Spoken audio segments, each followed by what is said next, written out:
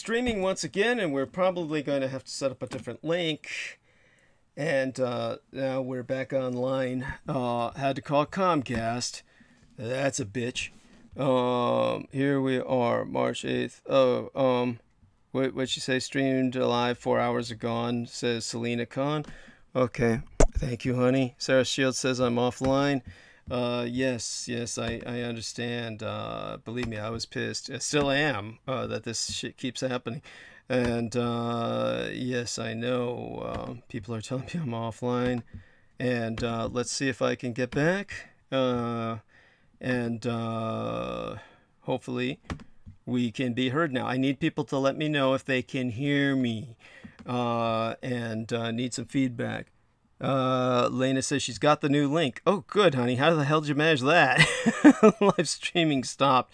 Yes, and so there we have that. And okay, need some feedback on whether or not I can be heard from people in the chat room, etc. Well, I'm gonna have to open up a new chat room, right? Okay, let's see what we got going here. First off, we gotta restart this shit, and let's see what we can do.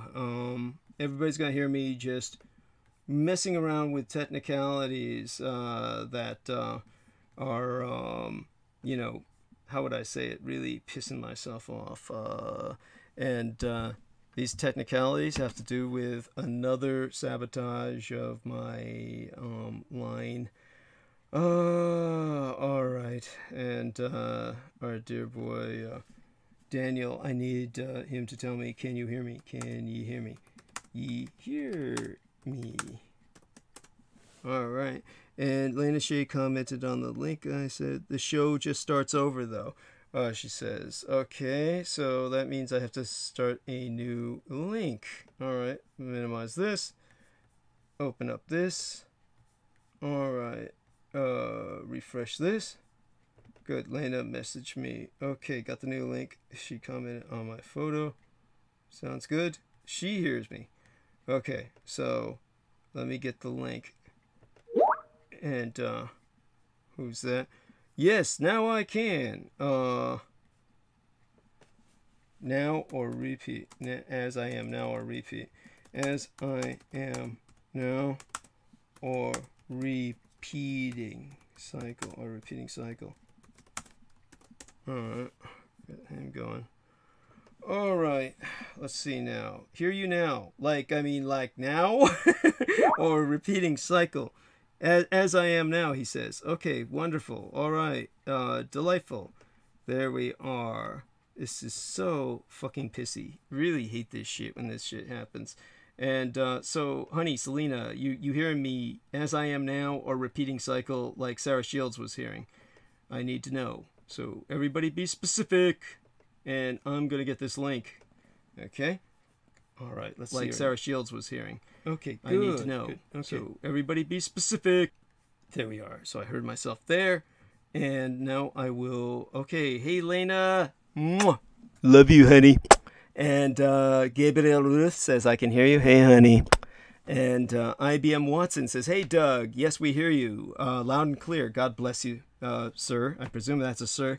Gabriel Ruth says, they must not have liked what you were saying about a fine-ass government. Yeah, there we are, our fine-ass government, and how broken the fucking system is, and how we're all down with the... okay, so let me get the...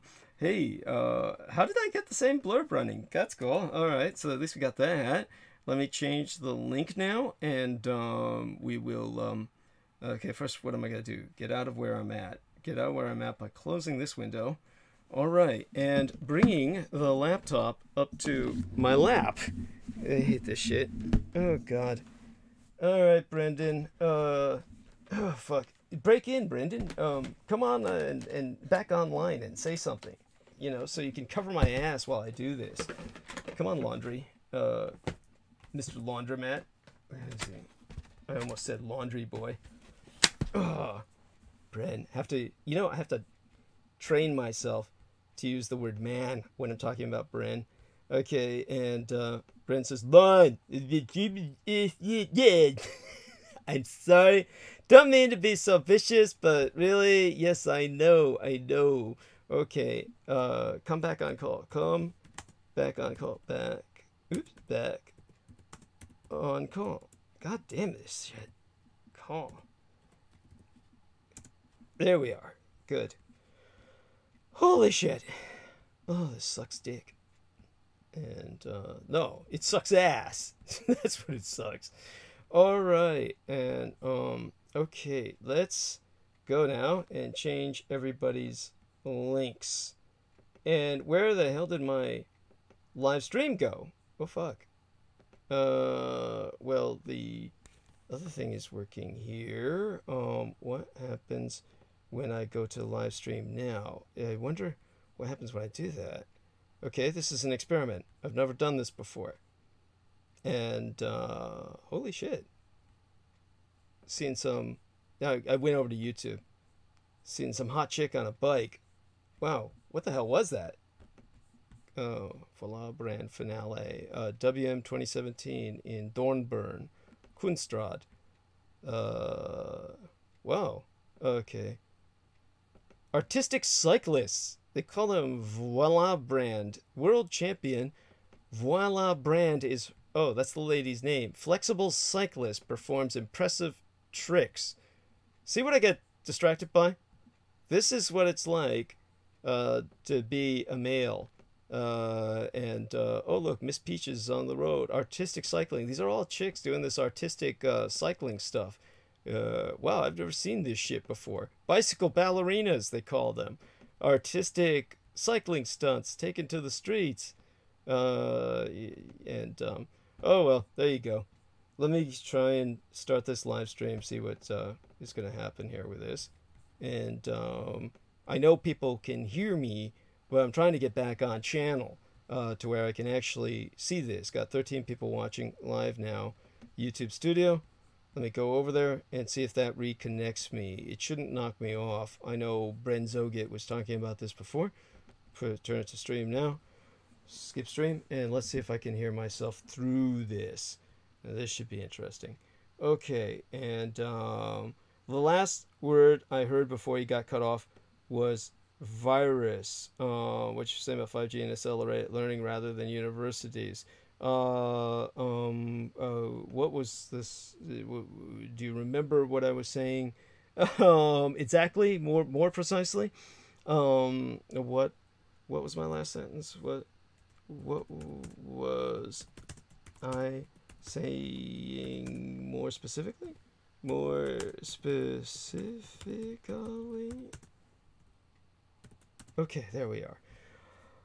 Okay. Oh my god. It looks like I'm back in. So what I'm going to do now is put the new link up so that people will see me. She says she can change the links while I'm talking on my Facebook. Oh, bless you, honey. Oh, thank God. Oh, thank you, baby. Yes, thank you. Oh, I'm orgasmic. Yes. Yes, that's good. All right. Okay, opening Skype, but I don't see. I'm sorry. It shouldn't be that vicious to Brendan Zogit. And, okay. Looks like people are handling this as well as they can. And, all right. And the affordability crisis. Yes, that was general topic. That was the whole arc of thread. That was the whole arc of narrative, honey. Come on, something. I mean, like precisely, like more precisely. I mean, more precisely, precisely. I mean, like more precisely, honey. There we are. There. Press enter, see if that works. Okay, good. Okay, so she's changing the links everywhere. Hopefully that works. And what I'll do is I will set up a new link. This is the best thing to do. Okay, so give me a second and you're going to hear me speak about this. I'll get back to the affordability crisis arc of narrative, and in interim, just going to take the new link, add the text to it, and place that as the top pin in the display on my timelines on Facebook. Yes, here we are in the world of Douglas Dietrich and digital transmissions. Digital transmissions about critical omissions. And it's amazing to me that they told me at Comcast that I was showing up as online, and yet when I proved to them that I was offline, then they were able to ascertain I was offline, at which point they basically said that they didn't know what to do, that Comcast itself was not going to be operating in the California area until tomorrow, and during business hours. And that's when we got back online, essentially. So I pinned that to the top of the page now. And I will do the same here on the Renegade Military Historian timeline. And I really get backed up on these top cited or topics covered in this episode, transmissions that I'm supposed to put up online because they're up on the website. Top sites are topics covered in this transmission episodes. That means they're summarized. They're summarized and outlined episodes where my manageress has taken it upon herself in all of her glory, all of her grace to basically summarize my transmissions. And we've got them on the website, and I always fall behind in linking them to the other timelines outside of the Renegade Military Historian timeline. So just so you know, if you want to get the latest episodes that have summaries so you can see what I'm talking about, which is what Marcus Grix always asks for, then what you need to do is go to the website, douglasdietrich.com. And okay, so it looks like I'm on board again, and I am going to now get this out of the fucking way. And that's the laptop, and it has this wretched DVD player that is always opening. Oh, that was awful. And now let's get me back onto the let's see, the live channel. Okay, YouTube. Let's do a reopening here. All right, let's do this one should take me back to the live studio. Okay, and it says, "Welcome back, Douglas." That's YouTube talking. It says, "Oh, there we are." So this is what I've gotten in response. This is wonderful. Okay, love you all. Sarah Shields says, "We can hear you." Lena Crane says, "Policy." Yeah, I was asking, what was I specifically talking about within the topic of affordability crisis? And Gabrielle Ruth says, "Our American mothers have to go back to work after 12 weeks of giving birth." That was your last word. Okay, thank you. And she was saying, "State policies for healthcare," says Lena Crane. Gabriel Ruth says, "And then you said the whole system is broken." So apparently that was the last word. And IBM Watson says, the last thing I heard you say was us dealing with this virus for the next 10 years. Holy shit, he must have just started the transmission.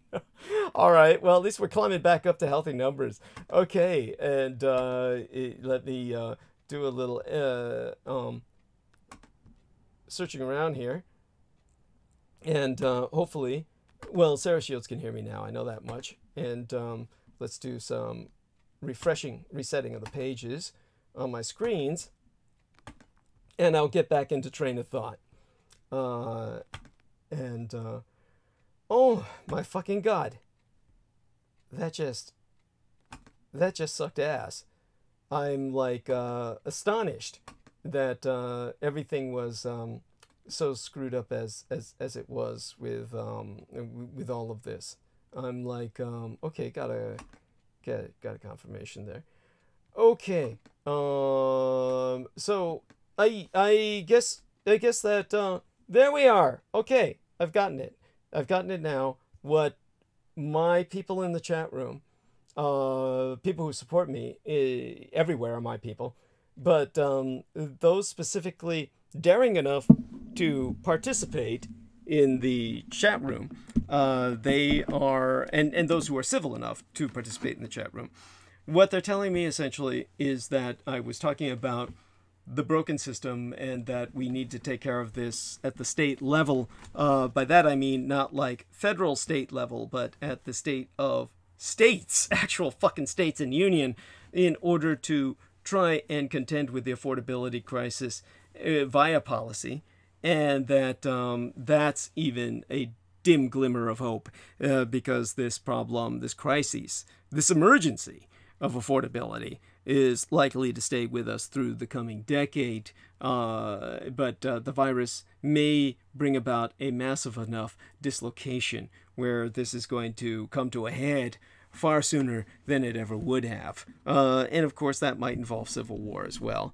And that was when I said let's go across the Pacific to South Korea's economic emergency, because that brings us back to the Oscars and what the film that swept the Oscars, Parasite, was representing through all their exposition in film context, in cinematic context, of South Korea's affordability crisis.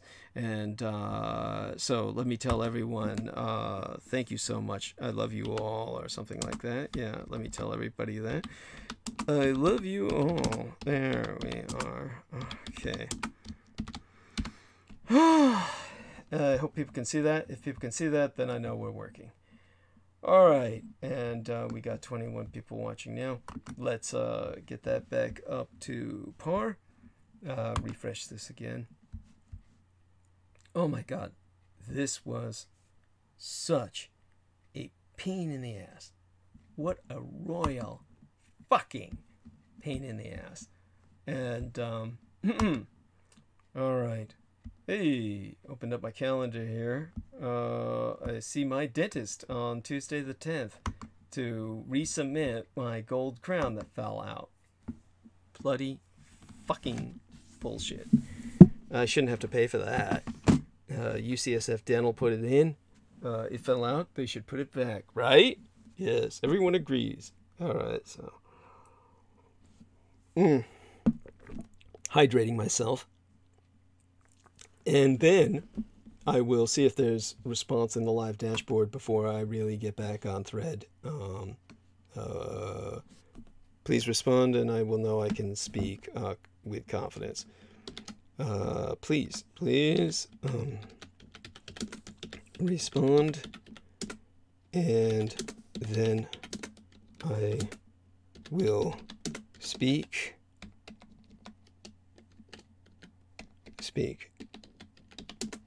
with all confidence. All confidence. Confidence that Monty Royal says, can I hear you? Okay, yeah, you should be able to hear me. And then I will speak with all confidence in my being heard, with all confidence in my, well, I know I'm being heard. I'm not sure if everyone can hear you. You sound good. Thank you, honey. Okay, good. Yep, loud and clear, says Monty Royal. Perfect. Okay, I don't need to enter that stupid statement then. All right. Now, South Korea is going through an economic emergency. The Republic of South Korea, which has already been ailing because of the Sino-American trade war, is facing a officially declared economic emergency. Now, according to the Korea Centers for Disease Control and Prevention, South Korea reported an additional 309 cases of the coronavirus on Friday going into this weekend, taking the country's total number of infections to nigh 6,600 cases. Just immense. And all of it due to a specific cult that I alluded to in my latest transmission prior to this. And what I'm going to do is just reset this page here and go into that, because that's a bit of a backstory.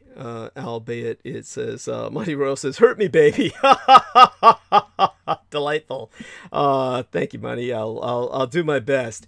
And with that, I can confidently shut that screen down and turn my attention to just monitoring the live stream and going from there. Now, to date, as far as I know, 42 people have died in the nation of South Korea as a result of the influenza-like coronavirus. Most cases have been from Daegu, South Korea's fourth largest city, and where many cases were traced back to the Shincheonji church group. Hospitals in Daegu have been scrambling to accommodate the surge in patients, with 2,300 people waiting to be admitted outside of the hospitals. South Korea's economy is set to shrink by 1% this quarter because of this. The coronavirus outbreak has left South Korea facing an economic emergency. And President Moon Jae-in of the Republic of South Korea says that all possible measures will be needed to support the trade-dependent South Korean economy, which was already under siege because of the Sino-American trade war. Exports account for 44% of South Korean GDP, or gross domestic product, and the country is considered a bellwether for all global trade. I don't know if people are aware of that. And last year, GDP grew by just 2%, the slowest rate in a decade. The Kospi stock index gained 7.7% circa 2019, but yesteryear, underwhelming compared with many other markets. Its index plunged almost 4% on Monday opening last work week. The South Korean won, which be their currency, it's spelled WON, has fallen to a 6-month low against the United States dollar. South Korea has the largest number of cases of the COVID-19 mutation of coronavirus outside Red China. And this outbreak, centered on the historic city of Daegu, has prompted authorities to raise the national virus alert to its highest level. That empowers the South Korean government to close schools and ban outdoor rallies. For the time being, however, Sewol, the capital of South Korea, is resisting calls for a Wuhan-style lockdown in Daegu. Now, the city of Daegu itself, spelled D-A-E-G-U in the Latinized Romanization, is facing unprecedented crises following the outbreak linked to the Christian cult and its followers that I will go into some depth regarding. That being the mysterious Doomsday Cult at the center of South Korea's super spreading event, where the majority of these cases emerged from, were incepted. As the coronavirus continues to deepen throughout Asia, and indeed the world, with more than 2,200 deaths reported in mainland China off the top of my head, a mysterious cult has emerged at the center of this grave and unprecedented outbreak in South Korea. The South Korean Republic recorded an alarming jump in confirmed cases on Friday into this weekend, rising to 204 patients and 1 death. That actually may have been more now that I think about it. I'm recalling off the top of my head last week's numbers. That following what local authorities described as a super spreading event in Daegu, South Korea's 4th largest city.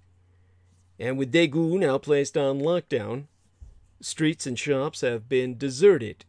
The 2.5 million population warned to stay inside and disinfectant sprayed throughout the city, health officials having traced the sudden spike in cases back to a cultic church whose leader claims he is the returned Jesus Christ, and a woman known simply as Patient 31.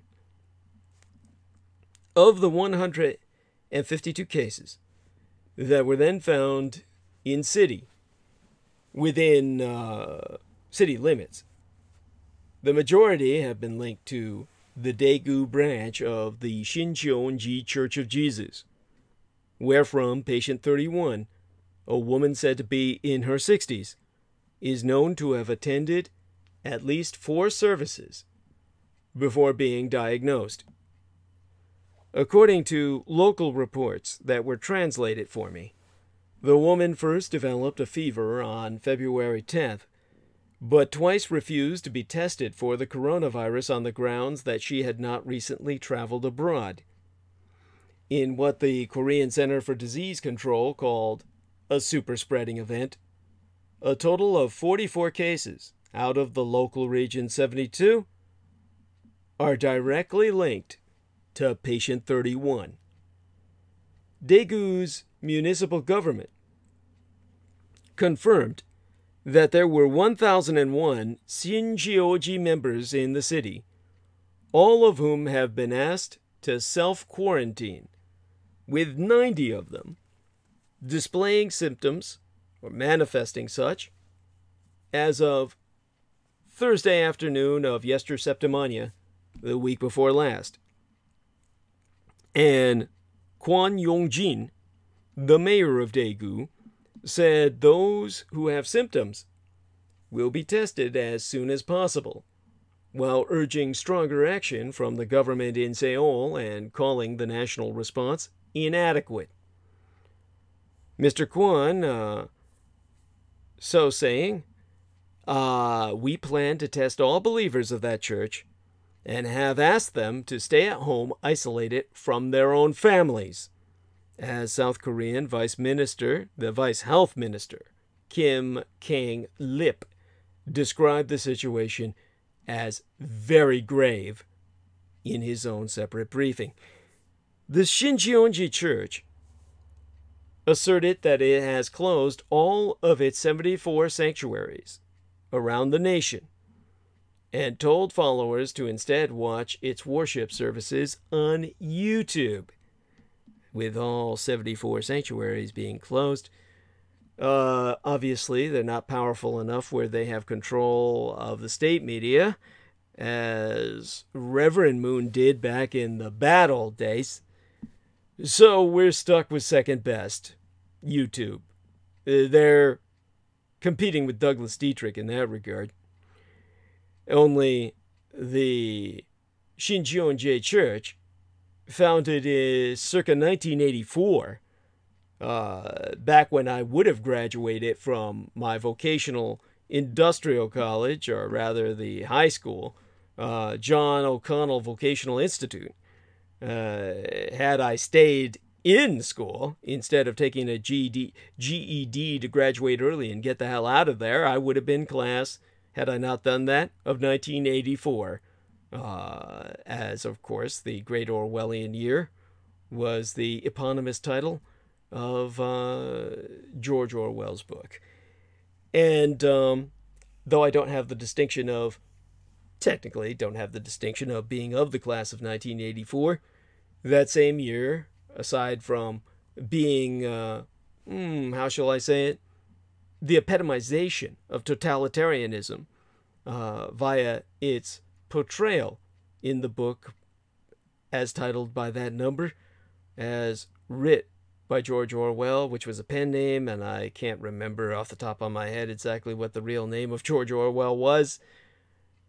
Well, that came to pass during that same annus, the Latin word for that year on the calendar.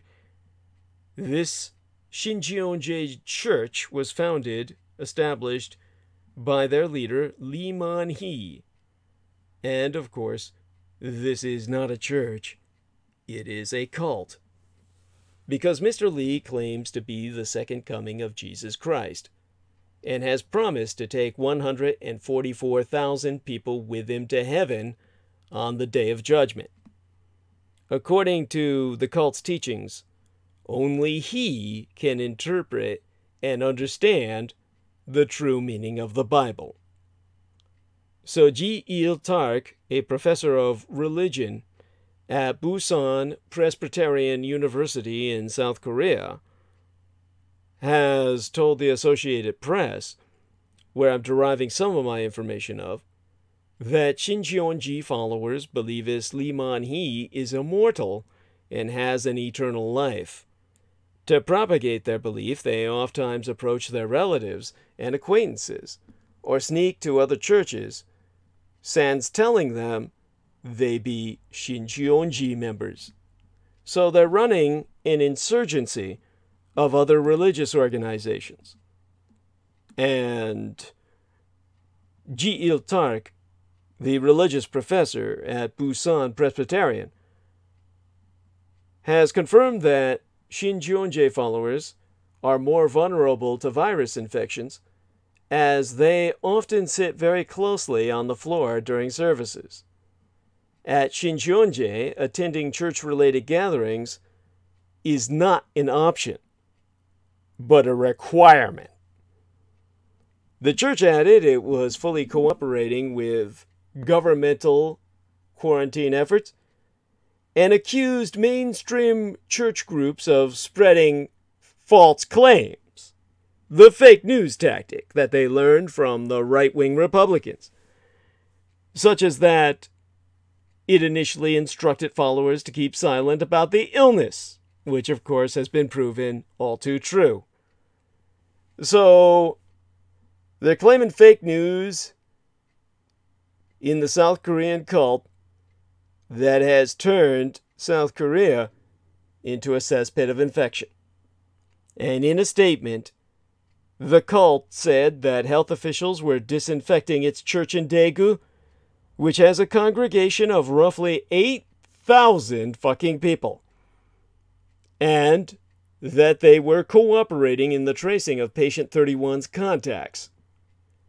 The church also accepted that the woman known only as patient 31, her identity being concealed for whatever reason by the South Korean government, and understandably so by the church, the cult that is, was behind the recent outbreak. In other words, the Shincheonji cult confirms this woman, known only as patient 31, has caused thousands of people to be infected and hundreds to die. But nevertheless, asserts it has been advising followers since late January to stay home if they had traveled overseas or were experiencing even mild cold-like symptoms. And in a statement, the Shincheonji cult has so declared, "We be deeply sorry that because of one of our members who thought of her condition as a cold because she had not traveled abroad, led to many in our church being infected and thereby caused concern to the local community." I mean, fuck the local community, the entire goddamn country. The outbreak in Daegu, which the locals are comparing to a zombie apocalypse. I guess our man Justin White has been writing the script, so to speak. He's probably online with them, and that's where they got the idea from. And the outbreak itself, zombie apocalypse or not, has sparked rising concern among the South Korean government for reasons I'm going to render all too obvious. President Moon Jae-in has ordered swifter action to trace down those who recently visited the Daegu church as well as a hospital in the southeastern city of Cheongdo, where many virus cases were also reported in the past 3 days. In Sewol, the capital of South Korea, Mayor Park Won-soon said yesterday into the weekend that authorities will keep the city's branches of the Shincheonji Church closed until the outbreak is under control. The World Health Organization said the jump in cases in South Korea does not signal an increased risk of global pandemic. The World Health Organizational director, the scumbag who was in the pay of Communist China, Director General Tedros Adhanom Ghebreyesus, actually, has insisted that the new cases were mostly linked to known existing clusters of infections and that South Korean authorities were following them very closely. Then, of course, he was defending the Red Chinese, the Chi-Coms, the Chinese Communists, with the same level of corrupt reassurance while the world was burning. He's so saying, "The number of cases are really manageable, and I hope South Korea will do everything to contain this outbreak at this early stage." But in Daegu itself, the officials are far less optimistic.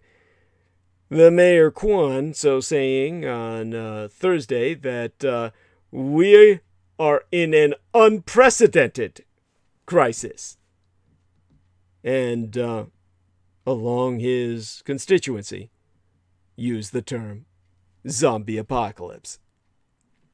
Now, the gross domestic product of South Korea will now expand by just 1.8% this year, as I have sourced from Chonghoon Park of Standard Chartered, with South Korea's first quarter GDP, or gross domestic product, set to shrink by 1%. But with monetary and fiscal stimulus in the pipeline, growth should rebound in the second quarter. The Bank of Korea is likely to cut interest rates. Trouble in Korea is part of the increasingly visible economic fallout of the coronavirus beyond Red China's borders. Singapore has slashed its growth outlook for 2020 and announced a $4.6 billion United States dollar stimulus package. Thailand and Malaysia have also cut growth forecasts. It seems the outbreak will kneecap the incipient recovery in global manufacturing. For those of you who aren't familiar with the term kneecapping, this is the old terrorist term where what the bastards would do in a roadside ambush, a drive-by, is they would wait for some bastard, some poor son of a bitch who's targeted, to walk outside of his door and come walking down the steps. That's the primary targeting range. And then the guys waiting in their car or doing a slow drive, knowing the victim's schedule, will take their automatic weapons and cut loose in an arc of fire at knee level.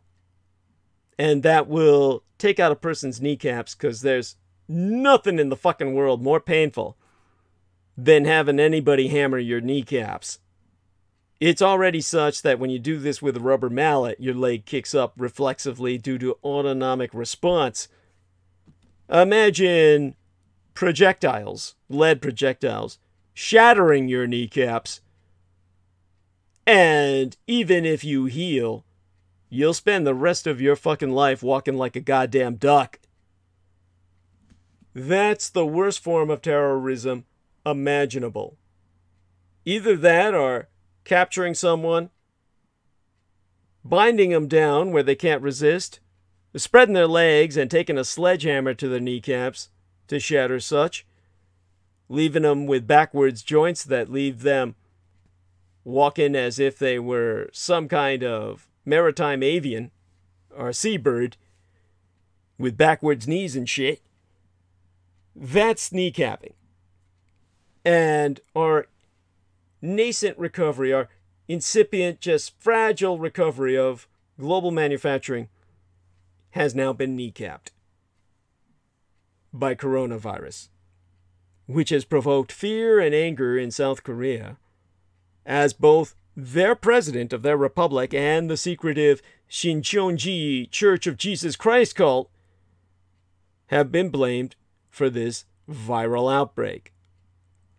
That brings us back to the historic city of Daegu, epicenter of the worst outbreak outside of communist China, where the locals be furious at President Moon Jae-in, the president of South Korea, for his perceived slow response to this outbreak, where at ground zero of the most fearsome disease to strike Korea, or indeed the world in modern times,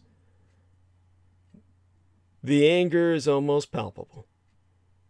The liberal president, Moon Jae-in, is largely being blamed in his apparent bid to appease communist China.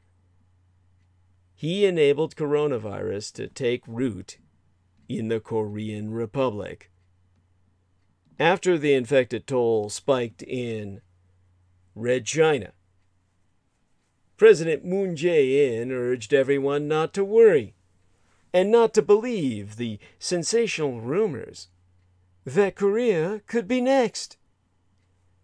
Now his country has the second highest number of infected patients after communist China itself, with 2,337 having tested positive. 571 new cases were reported on Friday into this weekend, its biggest daily increase, and 14 people have died.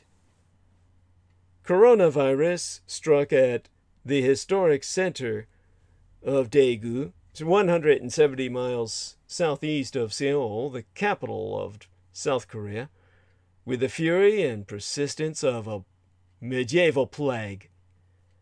Diagnosed first fortnight, or 14 nights agone, 2 weeks ago, among members of a fringe sect called Shincheonji, and then endangering everyone in that city of 2.5 million people. More than half of all cases are linked to that cult, according to authorities and all locals within city limits. Now literally everyone is wearing a face mask. Most are staying at home, and normally roaring traffic is down to a trickle on broad avenues, and once overflowing shops and restaurants are closed. In the labyrinthine maze of Soimun Market, where antecedents date 500 years into the early days of Korea's last dynasty, visitors wander among rows of thousands of shops, hundreds nestled along sprawling alleys over several floors. Once they were full of shoppers, purveying every conceivable item from fine jewelry to textiles to electronics. Now all are padlocked, tied down with ropes and canvas, boarded up, and no one dares speculate when they will reopen. As a team of men in white protective garb spray the alleys, hopefully killing off whatever dreaded microbes linger on the pavement, in nooks and crannies. I reviewed a video of a Sung Soo-young checking to see the damage, venting his fury at Moon Jae-in, the president of his republic. And Sung, who described himself as a typical resident of that ravaged city, while just looking around, he spraketh per Moon Jae-in, concerning him rather. He said he is president of Korea. He has to take care of the safety of the people. He lost time to prevent the spread of the virus. He did not stop the Chinese from coming to Korea. In fact, it's difficult to know who angers people more in Daegu, the city, or the entire Republic of South Korea itself. President Moon's central government, eager to get along with the Communist Chinese Empire, the great power that South Korea depends on as its key trading partner, and the only power capable of restraining North Korea's leader, Kim Jong-un, cross the border, who would otherwise invade, are members of the Shincheonji sect, responsible for most of the nearly 2,400 cases diagnosed so far. Kim Yoon-soo, who was running an almost empty convenience store not far from the historic Central Market, said, "Moon Jae-in is a kind man. He likes communists, North Korea and Red China. Now, China's a big country, and we rely on China. We depend on them for our exports. It's not easy. We're only a very small country." But quickly enough, on the video I reviewed, Kim Yoon-soo lapsed into the bitterness shared by the few customers who came into his store, selling essentials, including face masks, to beleaguered citizens. Altogether, he concluding that 12 weeks ago, Moon said the Chinese can come to Korea. Now people are crazy. Daegu is a conservative city. Moon is progressive. All people hate Moon Jae-in. In fact, when I followed up on this, I found out that South Korean President Moon's approval rating has dropped to its lowest since November.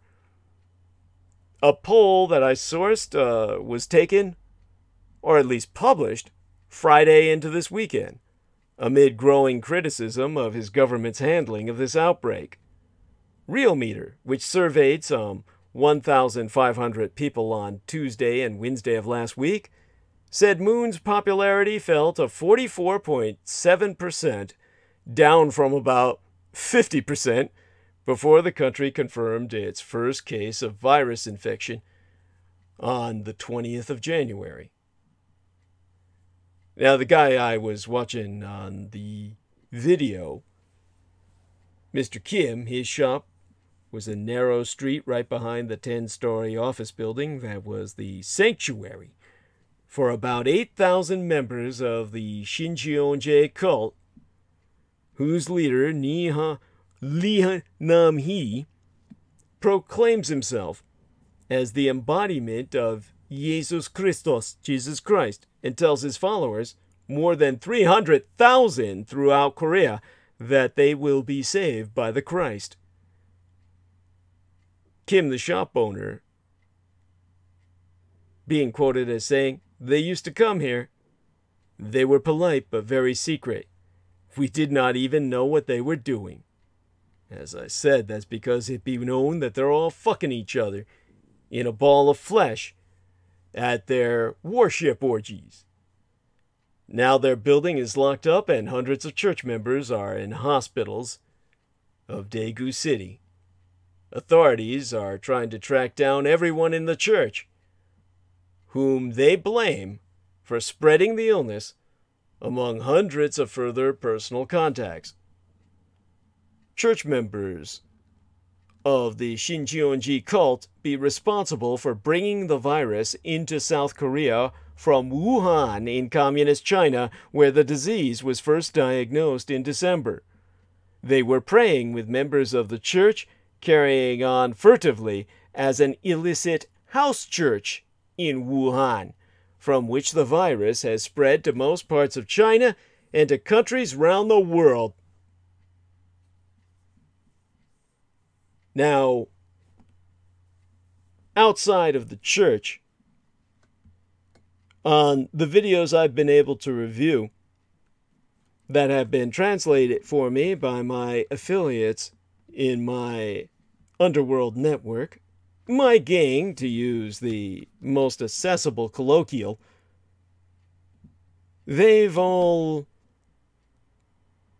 well, outside that very church, I mean, like, within a city block, I saw a video of a government medical team, all clad in white, taking samples, so they said, to see if the virus existed in the dust and dirt of nearby alleys. and a man who identified himself as a medical doctor was warning reporters, the journalists, the cameramen who were filming him to stay away, declaring it is dangerous here while refusing to say more about what he was finding. At one of the hospitals occupied by victims of the virus, a nurse who was interviewed said most of them, if not all, were members of the church, other than victims who were in their extended families. So far, 13 people have died throughout the country, but she believed most of those who have tested positive are going to survive, even though scientists have yet to find a cure for the disease. She's not angry at the cult members, more so at the government. She so stated that they could have prevented the suffering by keeping out travelers from communist China after the first outbreak of the disease in Wuhan. And the nurse was quoted as saying, "I am very angry about our president, Moon's policy. He sent a lot of masks to Red China when we needed them here. The price of masks has gone way up." And across the room, another nurse simply said, and again I was reading some subtitles that were put in by the people who were filming in this case. She simply said 3 words about her president: "I hate him." At City Hall, in Daegu Epicenter, a retired ambassador, Lee Sang-jok, who has the title of Vice Mayor for International Relations, adopted a more diplomatic attitude, saying, "There are a lot of opinions. We must find out who are members of Shincheonji. After we find out who the cultists be, we can take more effective measures." Maybe he means take them out into the back of an alley and shoot them in the back of a head. Diplomatic enough to couch that in phraseology Americans would never understand. Still, I saw him blame some politicians, conservatives opposed to the liberal government, for exploiting the suffering. But then he noted, historically Daegu is the city of resistance, the birthplace of the dictator Park Chung-hee, who ruled for 18 years until his assassination by his own intelligence chief, circa 1979. That same diplomat noting that the dictator Park Chung-hee's daughter is Park Geun-hye, who was impeached and imprisoned, enabling the new president of South Korea, Mr. Moon, to take over in a snap election nearly 3 years agone. The only thing he could say after shaking his head was, "This is the time we must be united together. I am confident everything will get back to normal. Maybe in a month, maybe more."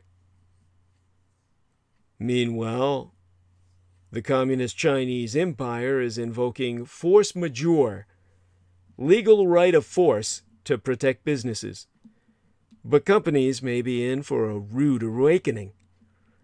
Widespread disruption brought on by the coronavirus outbreak has hammered global supply chains and spurred Communist Chinese companies to declare force majeure, a provision that exempts them from all contractual obligations. But experts warn that such a move may not even work. According to the China Council for the Promotion of International Trade, a government-linked entity, Red China has issued 4,811 force majeure certificates as of March 3rd due to the epidemic. They covered contracts worth altogether 373.7 billion Red Chinese yuan, which would equal to 53.79 billion United States dollars. as I was able to access through the state media of Communist China in the original Chinese. And that would be Xinhua. A report therefrom. And that brings us back to the Oscars. People have had the audacity and the gall to presume I would be happy because a South Korean film swept the awards. Now that's just naive.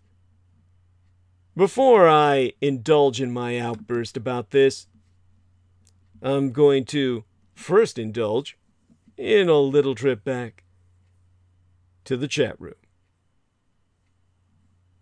And Monte Royale gave a kiss back to you.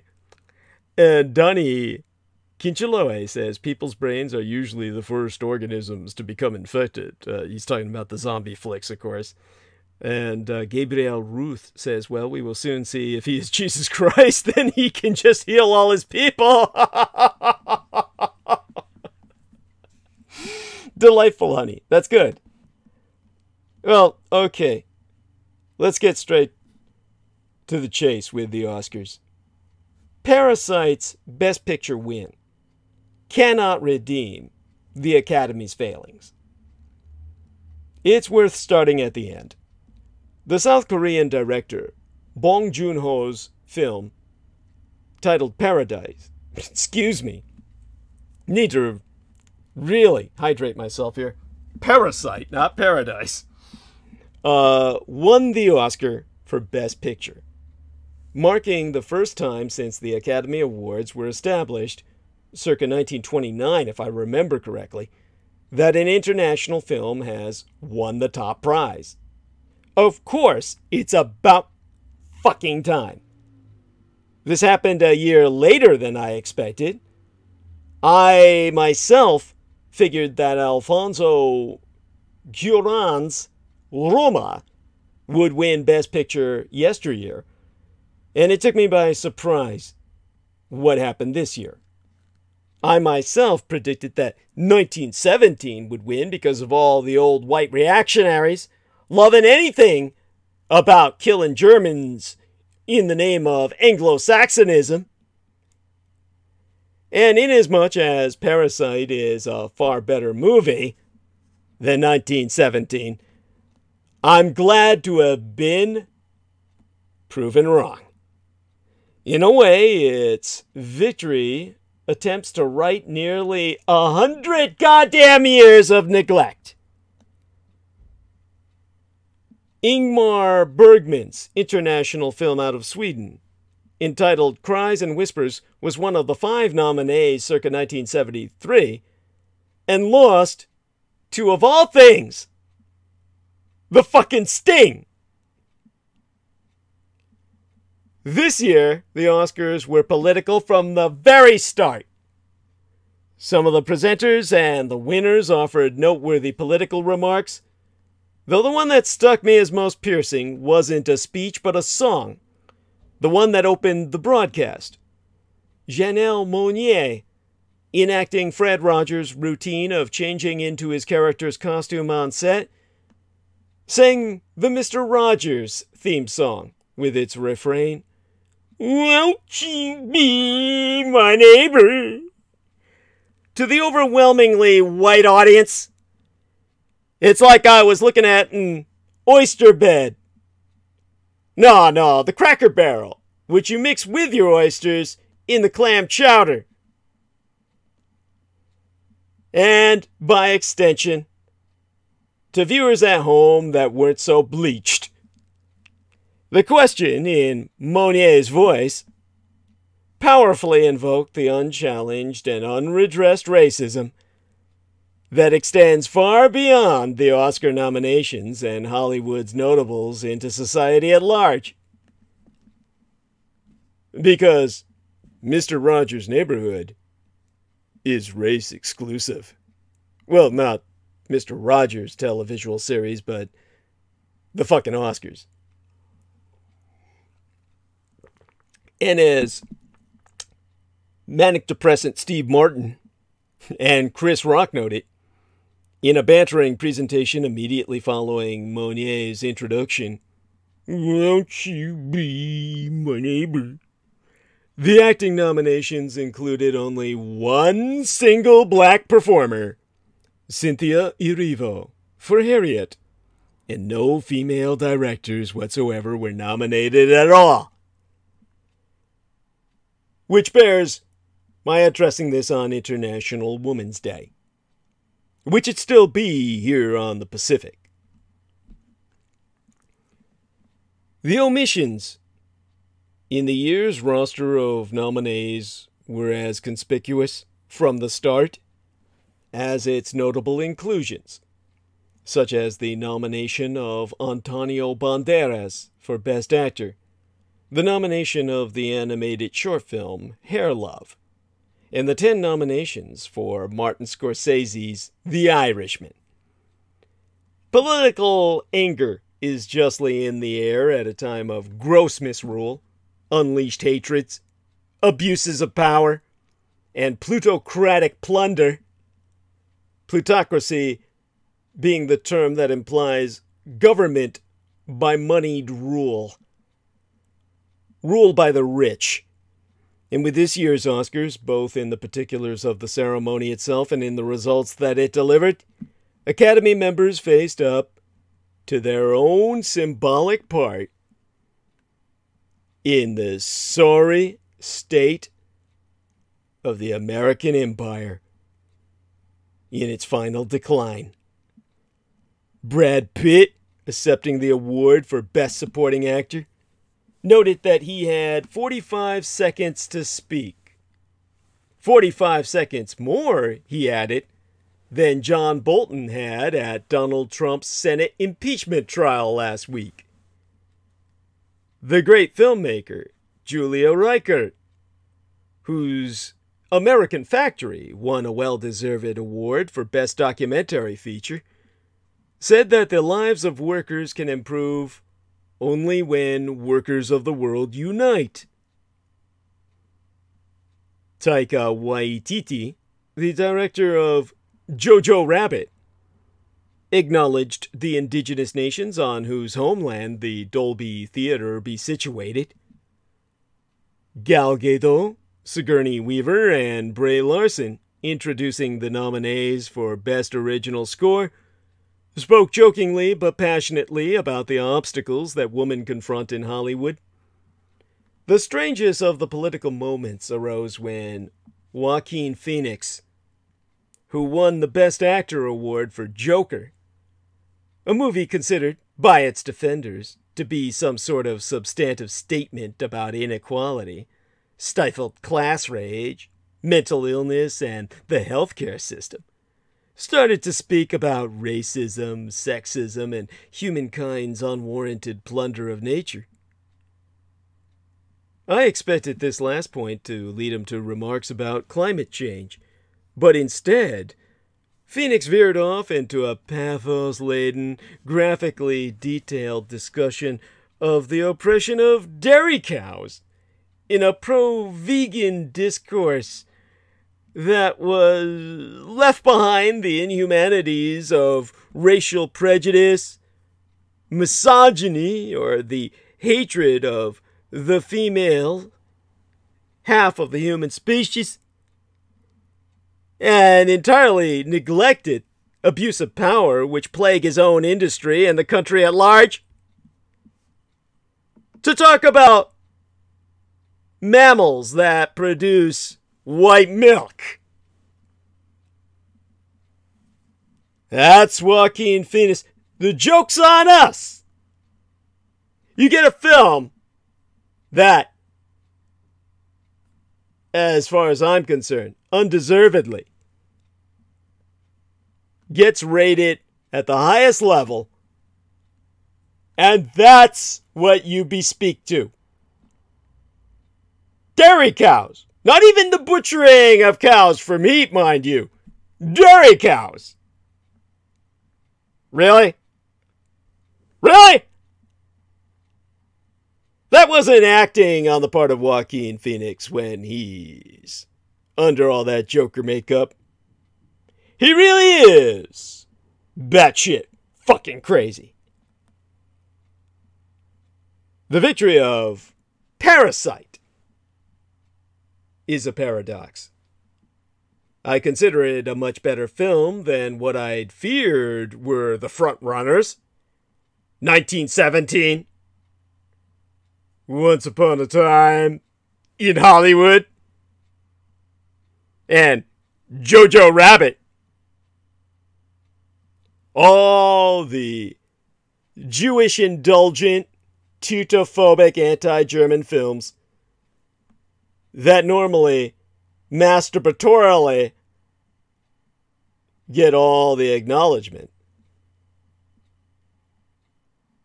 And yet Parasite was a worse one than the best among the bunch. Little Woman by the female director and Marriage Story. I'm not going to acknowledge The Irishman. That was just white male indulgence epitomized.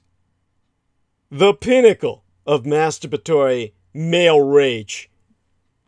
A mass shooters movie on the level of the Joker.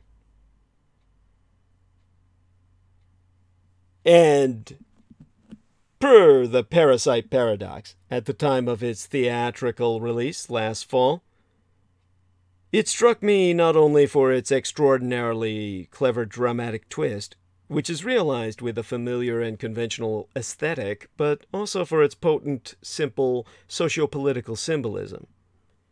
Its bold and confrontational display of the absurd contrasts between the lives of the rich and the poor has an impact that's far more powerful than the methods by which it's realized. The film is utterly sincere, even passionately insistent, and this quality seemed to mesh perfectly, perhaps too perfectly, with this message that critics were apt to receive with enthusiasm. And the Academy agrees. It's not the first time in recent years that the industry and its critics have found themselves generally in agreement. The same thing happened 3 years ago with the victory of Moonlight. I wonder whether Moonlight could have won today. Whether the very fact of its complexity, of its unresolved intricacy, would have counted against it. What's clear is that this year, the virtues of the good help bar the way of the great. Now, in terms of The Irishman, which of course all the white males felt was the greatest, they got themselves 10 nominations, yet they came away empty-handed. But Martin Scorsese did receive a generous tribute in the South Korean director Bong's acceptance speech for Best Director, and Scorsese, as a result, received a standing ovation from the audience. So at least he came away with memories. Scorsese's The Wolf of Wall Street also had a raft of Oscar nominations. At least 5, as I recall, and not a single win. It seems as if the director has, in his own time, passed into a special realm of classics, like Shakespeare, whom everyone would willingly acclaim as great, peerlessly great, but far fewer would ever willingly read. Now, I would have to concede myself that The Irishman is a more radical political film than Parasite. I hope that the victory of Bong's film opens the floodgates to the recognition of a wide range of international movies, rather than the exception that symbolically breaks the rule. The better to offer cover for other omissions by the Academy now and later. It's worth noting, for instance, that the trois dramatic features is centered on a group of female characters. Little Woman and Bombshell came away only with awards for costume design and makeup and hairstyling, respectively. It's as if the Academy were tacitly, even unconsciously, telling the world what it thought such movies were good for. Or rather, what women in general be good for. Nothing but costumes, makeup, and hairstyling. It's all just fashion, ladies. And that's why my satisfaction in the triumph of a good movie be balanced by concern that its win may remain naught but a gesture rather than an acknowledgement of profound and desperately needed change. And now, that brings us back to what it represented. What was that film about that hit us so hard that the 2x4 finally got the jackass in the middle of the head and caused it to fucking blink? Well, the Korean economy could shrink 1% due to the coronavirus outbreak. Assuming the worst-case scenario regarding the ongoing new coronavirus outbreak, South Korea could see its GDP, its gross domestic product, contract by as much as 1% this year. And that's according to the ADB, the Asian Development Bank, which, in its latest report, the economic impact of the COVID-19 outbreak on developing Asia, which I have before me in the original Chinese, as writ in what Americans today would think of as Taiwanese, because it's traditional Chinese as opposed to the simplified crap coming out of the mainland. People ask me why I couldn't really read or review the book on geopolitics based from a moral perspective that's sourced out of a red Chinese professor in the original Chinese. Well, that's because published in mainland China, it comes in this simplified communese. Literally, the communists have taken traditional Chinese and simplified it to the level of a retard who's texting. I can't read that shit any more than I can read the crap that comes off of people's cell phones when they text myself. I mean, fuck, I don't even know who this is. My phone's on now, so I can do this. I had to call those people over at, Comcast. I'm looking at this message here. Oh, hell. It's someone I actually love and care about. And, he says here, zoomed in, G, in and out, and disappear one by one. My friends, too, saw UFO Wednesday night, 10 p.m., San Bruno, Mount, flock of them. What the fuck is this shit? I can't even make sense of this shit. This is what that book is like in the communist Chinese. The communists have taken traditional Chinese and turned it into a communist language by taking out everything that made it poetic and rendered it into shit like this. It doesn't even make any sense.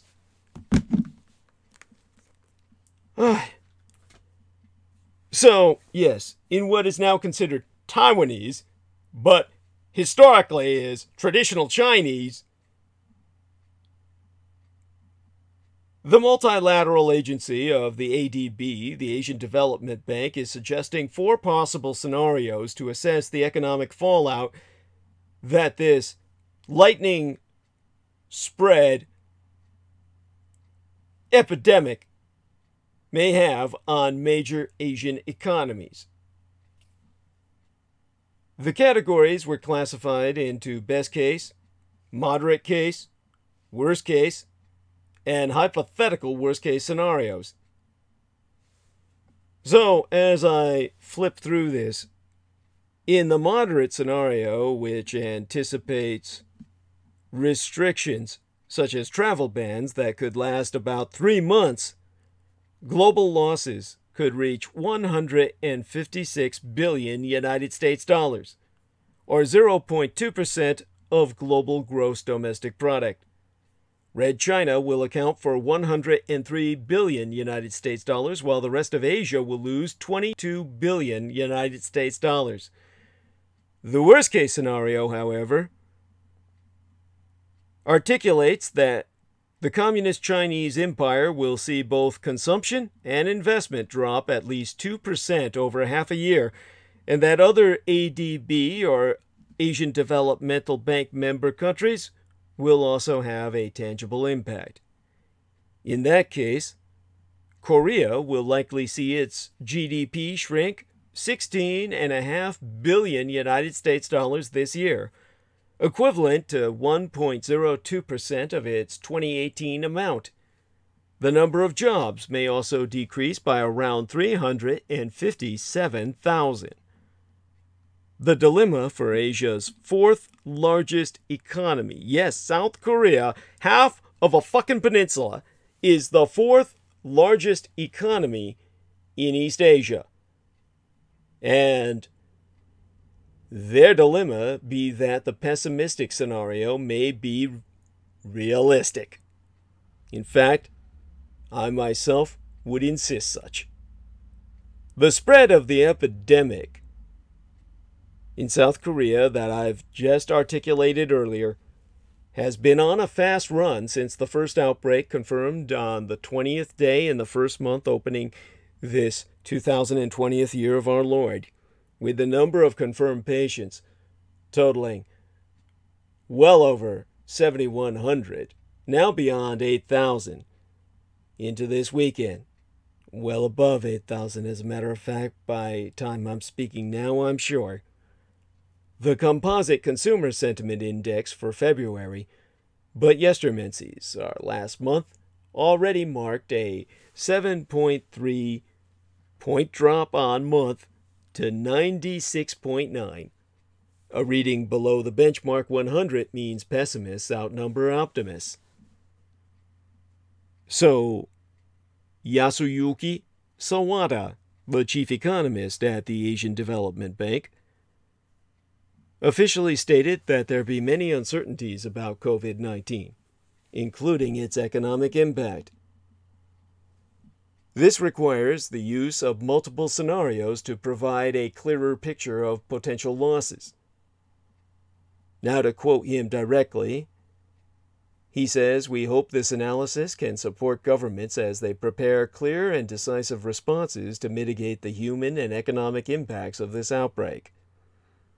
As of the first week in March, the infection rate of COVID-19 around the globe came to the 1.5 to 3.5 percentile range, while the fatality rate was estimated at 1 to 3.4%. That's according to this ADB report I'm reading now. The ADB is slated to update its coronavirus-related assessments in its April edition of its Outlook.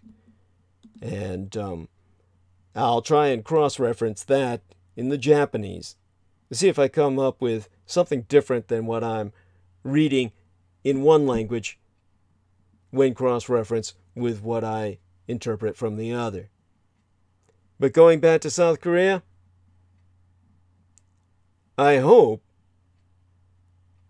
that to all of you it would be no surprise that South Korea is seeking criminal charges against the Christian cult that caused the coronavirus spread on the peninsula.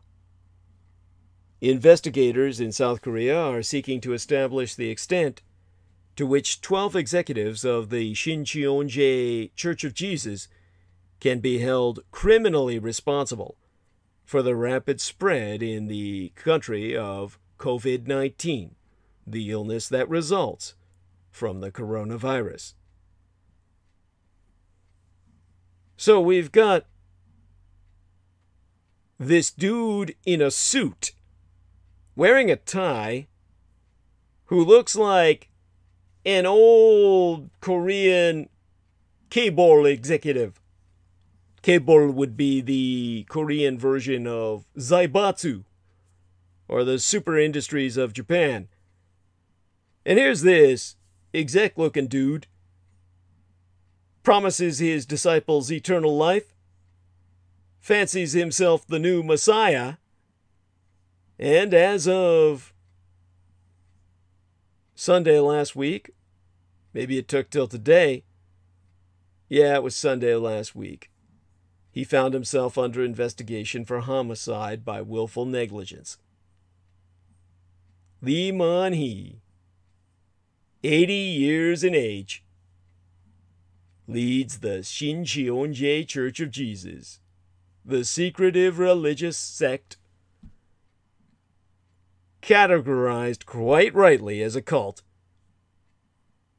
and perceived as nigh entirely responsible for the propagation of COVID-19 in South Korea. 11 other executives of his movement are also in investigators' sights. Authorities want to know whether, due to its unorthodox religious practices of sexual, orgiastic football piles in the name of universal love, and their taste for secrecy, the Christian cult has put lives at risk during this coronavirus outbreak. With more than 8,000 people infected by now and at least 30 deaths I'd be aware of to date, South Korea has registered the largest cluster of infections outside Red China, all traceable to patient number 31.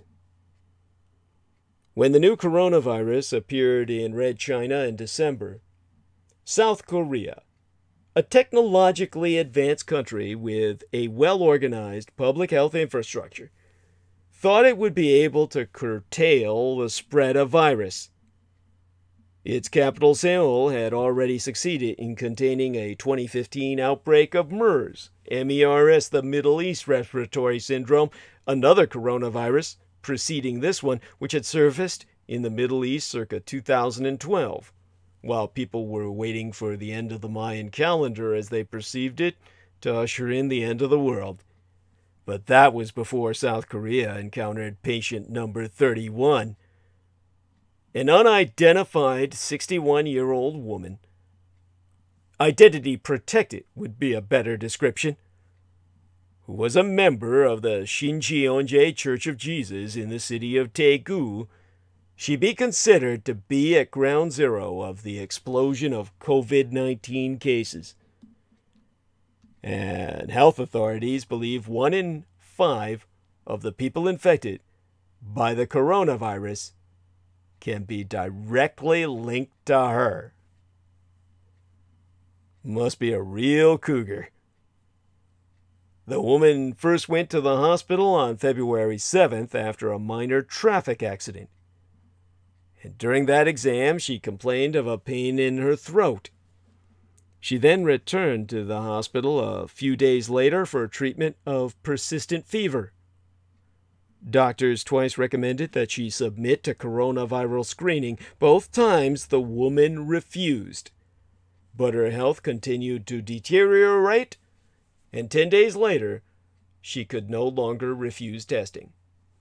On February 17th, doctors examined her more closely and diagnosed a COVID-19 infection. They were never, however, able to establish how she had been exposed to the virus.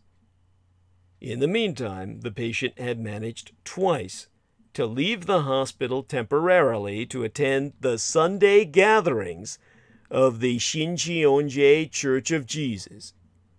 Each time she had contact, physical contact, in the big orgy ball of flesh, worship through orgy, with 1,000 faithful. A fucking 1,000. Each time she went.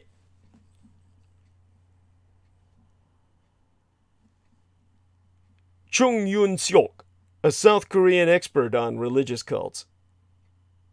Because South Korea is seething with them.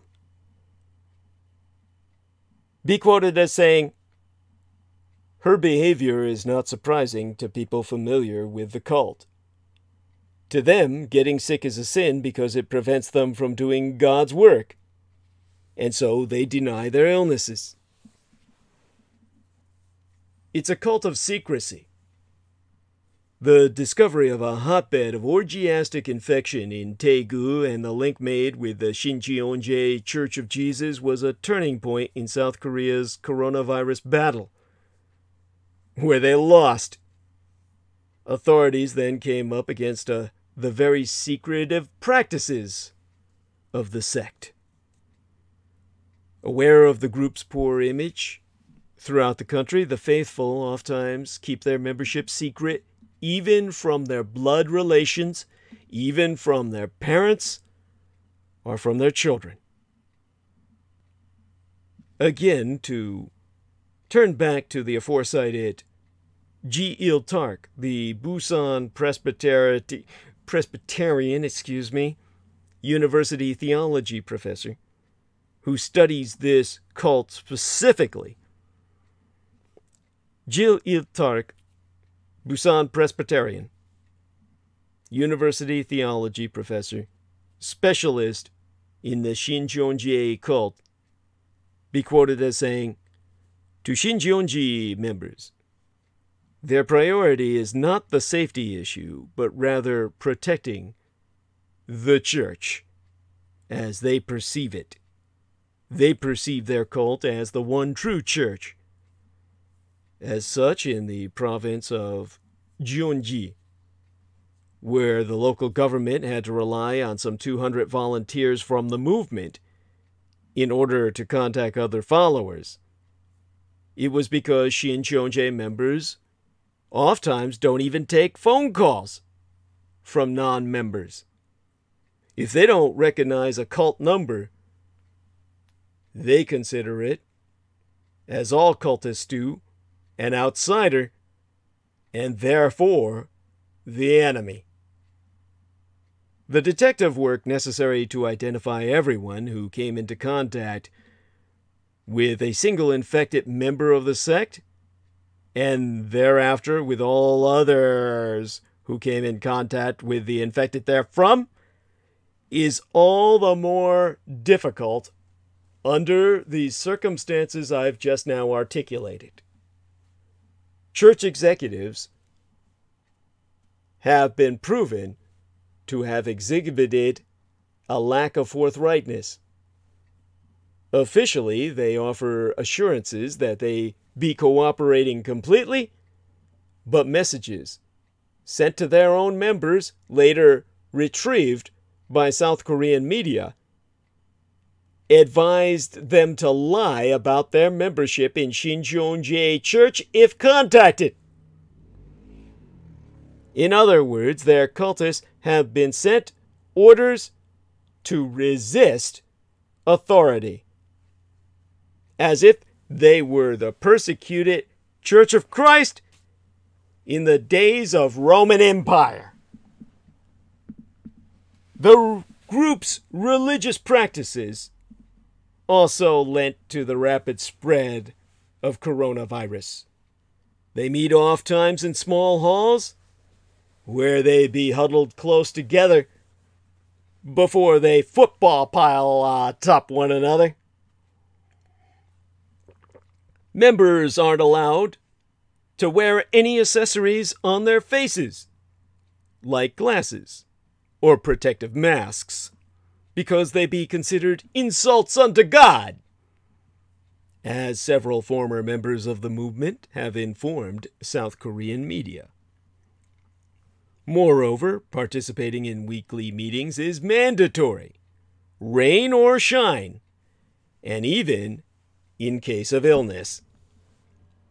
Members of the movement must clock in when they arrive and when they leave a working session, as if they were employees at a company on the clock, which allow us executives, as the cult leaders refer to themselves,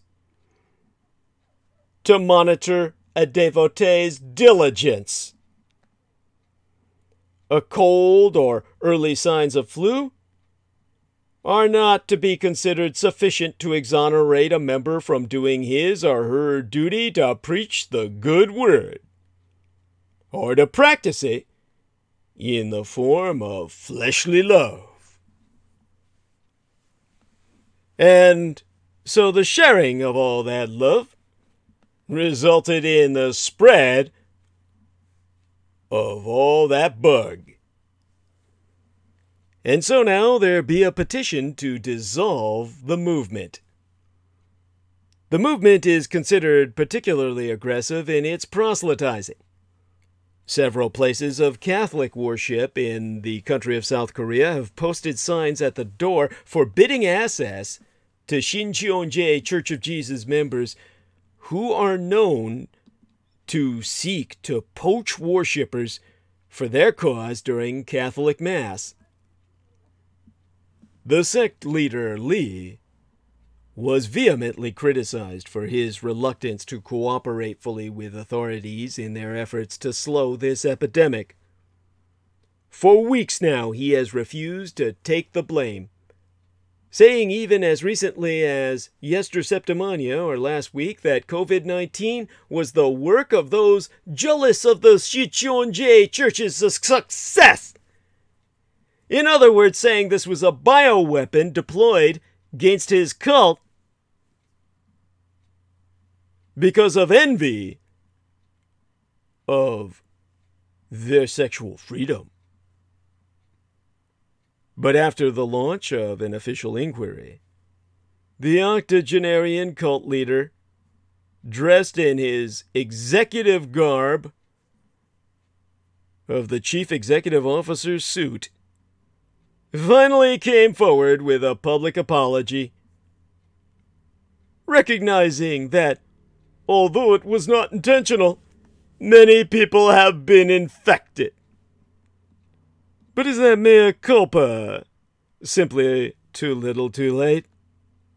A petition signed by more than 1 million South Koreans has been presented to the South Korean government requesting the dissolution of the Shincheonji Church of Jesus, which counts more than 200,000 members that we knowest of.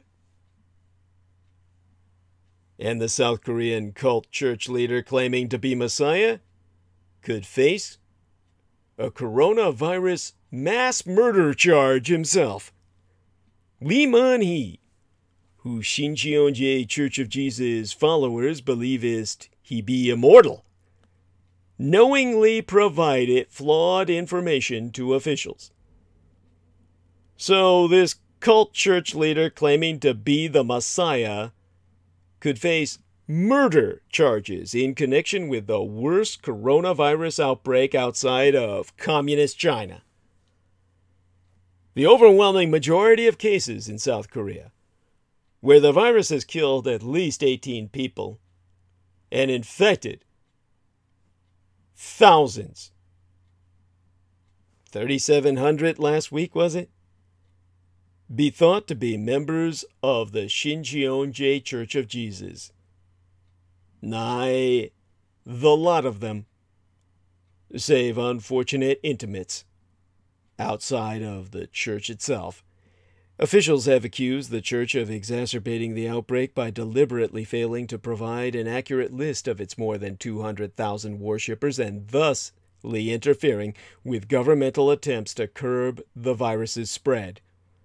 And amid growing public outrage, Seoul city government has filed a criminal complaint to prosecutors against the church leader Lee Man-hee, who himself be awaiting the result of a coronavirus test, and all 11 other senior members who call themselves executives, as if this were a corporation, whose primary product is orgiastic sex in the name of Christian worship.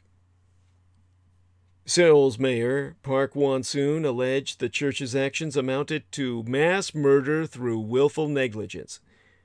In a widely shared Facebook post that was published today, at least that's when I saw it, translated by the Korea Herald, or I would not have been able to relay its information content.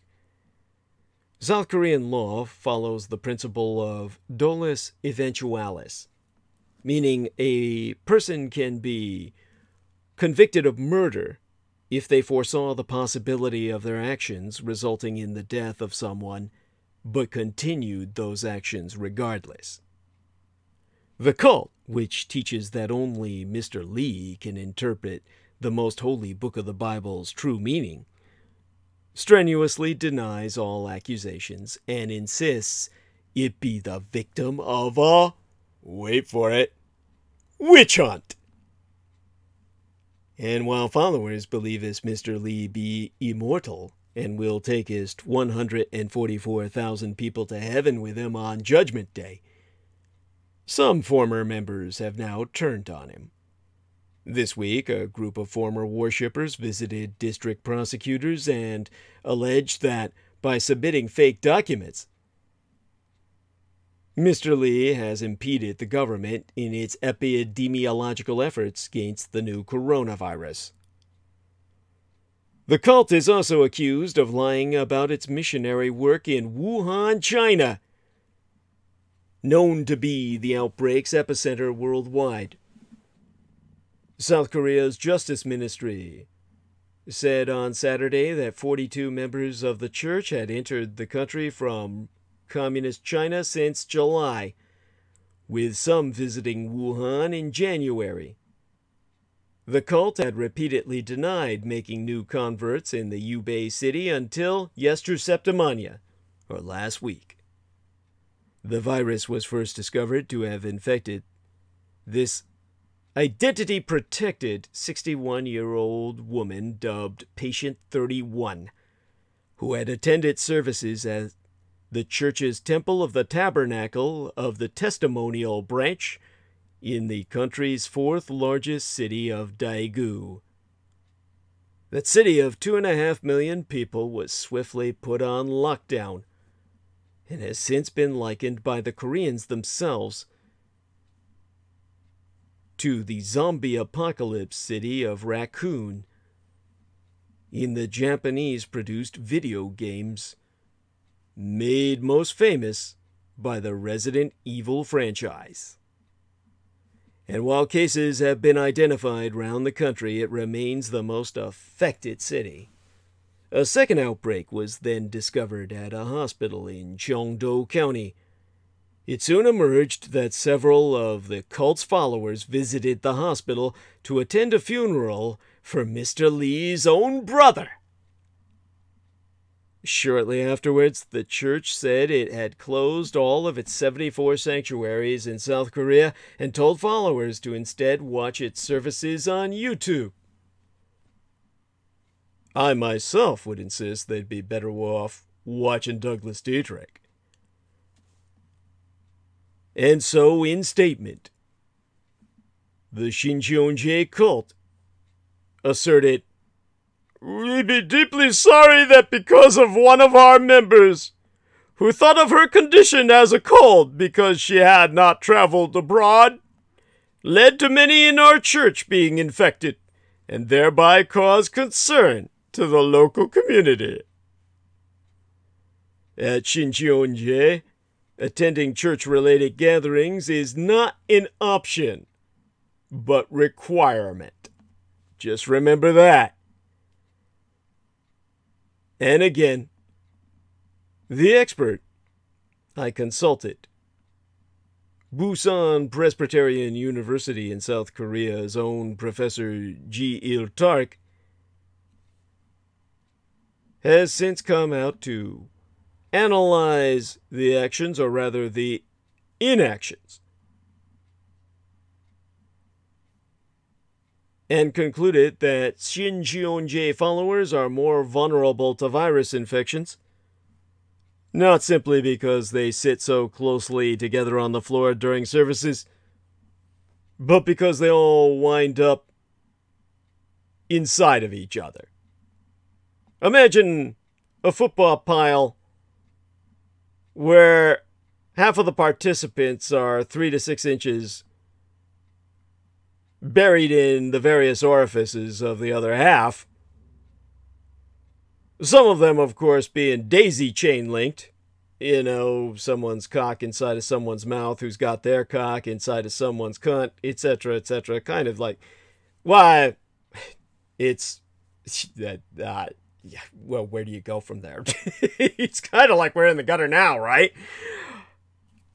And at that point, what can you say? I mean, I'm left speechless myself. It's like the information that I'm relaying to you from what's been translated for myself from the Korean. I'm boggled. That's the word for it. That's what comes to my mind. Boggled. But hey, at least I'm not in a football pile with a bunch of people who are, you know, giving me a love injection of the virus juice. Now, while all of the church's members have now been interviewed by officials, those that they know be church members, roughly 9,000 of them have been identified as displaying symptoms, meaning the rest of everybody has them, but they're just asymptomatic at present, not yet manifesting the symptoms, and some of them never will, but instead will carry the disease to infect others. And while the cult now acknowledges the virus, a recording has emerged of one leader having previously said, "No Shincheonji member in Wuhan has contracted the virus thanks to their faith." Oh yeah. Just believe.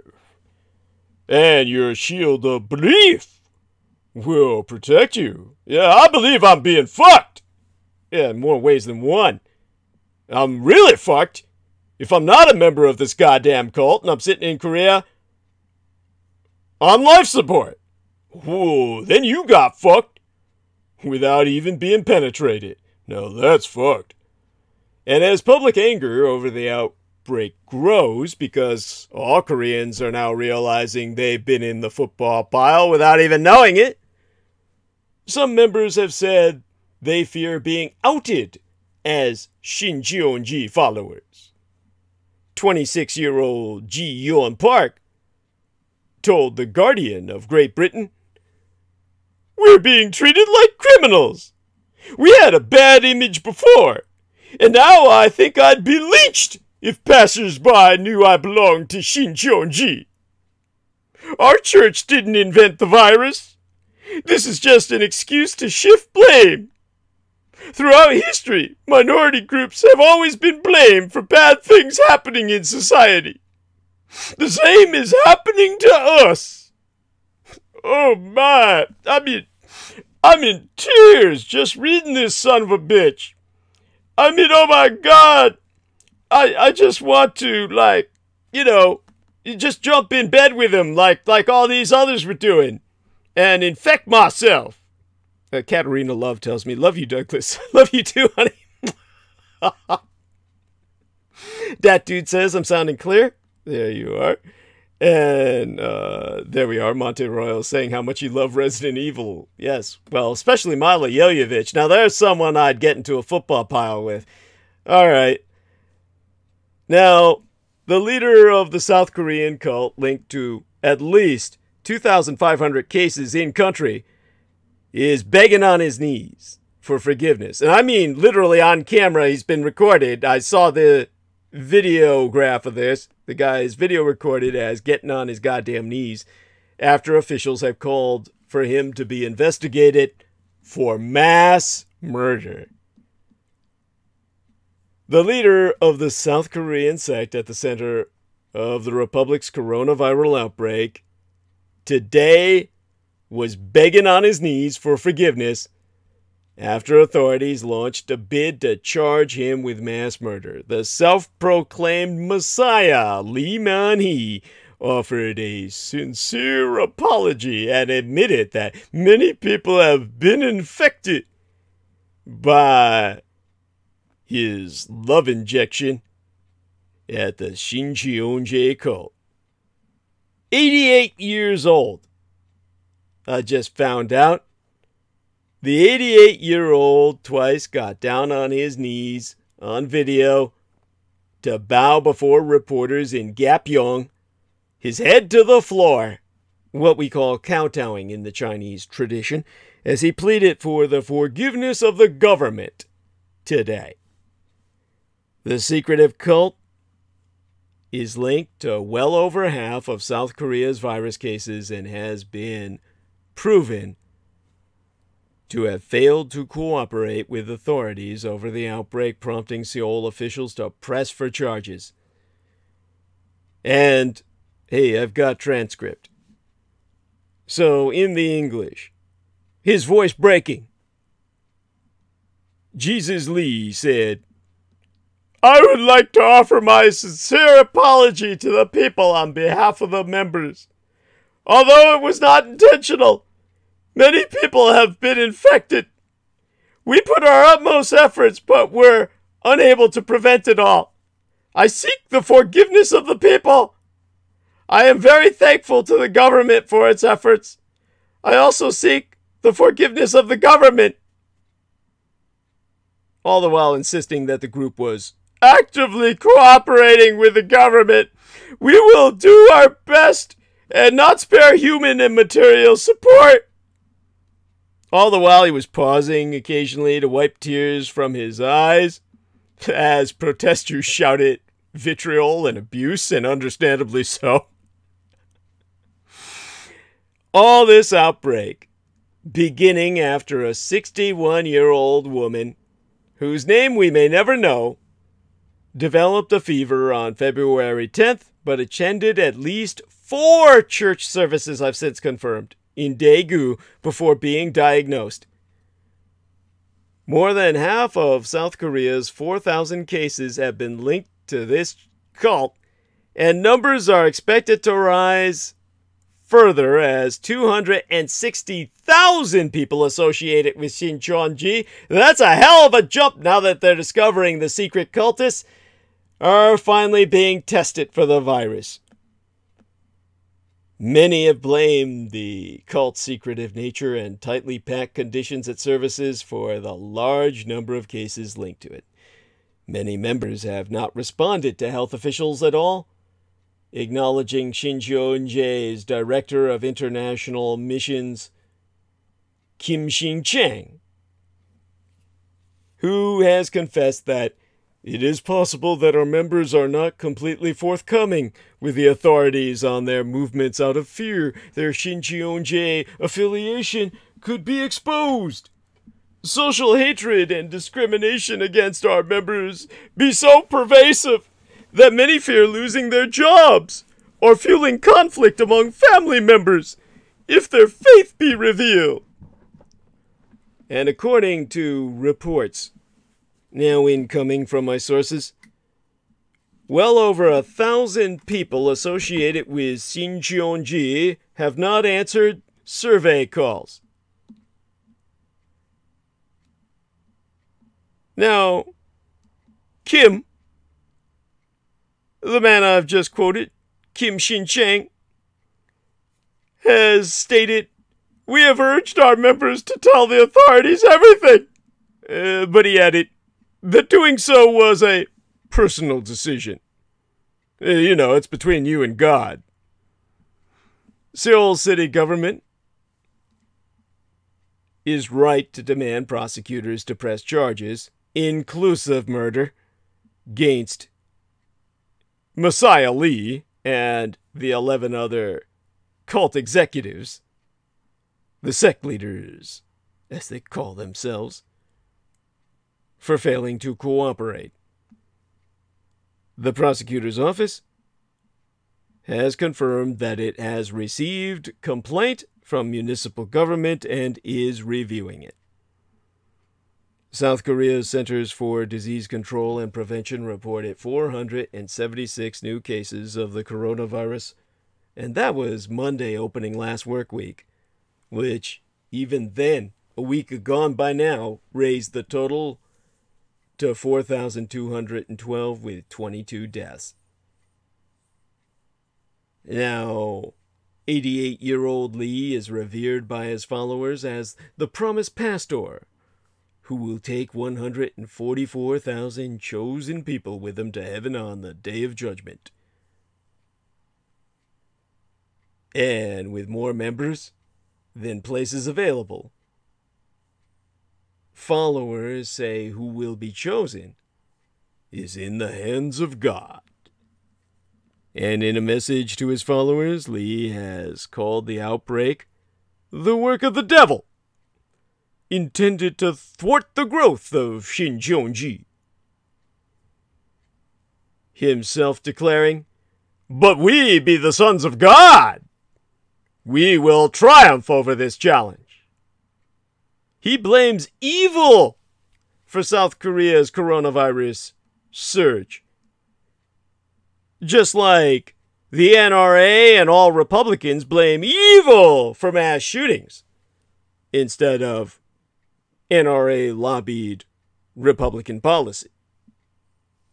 Well, in South Korea, officials blame Mr. Lee, the executive of the cult, as the evil, the source itself, for their woes. Lee Man-hee. Officials blame him, the founder of the Shincheonji Church, which has been at the center of the outbreak in South Korea, who be trying to defend his group while denying the accusations against it. To his followers, he be a descendant of the ancient kings who ruled Korea centuries agone, the angel Jesus sent for mankind, and the one and only counselor who can interpret the symbols and secret codes hidden in the Bible's book of Revelation. To officials and politicians, and hopefully to all sane Koreans, he be a villain, the leader of a religious cult, what be thwarting the government's efforts to contain the exploding coronavirus outbreak in South Korea.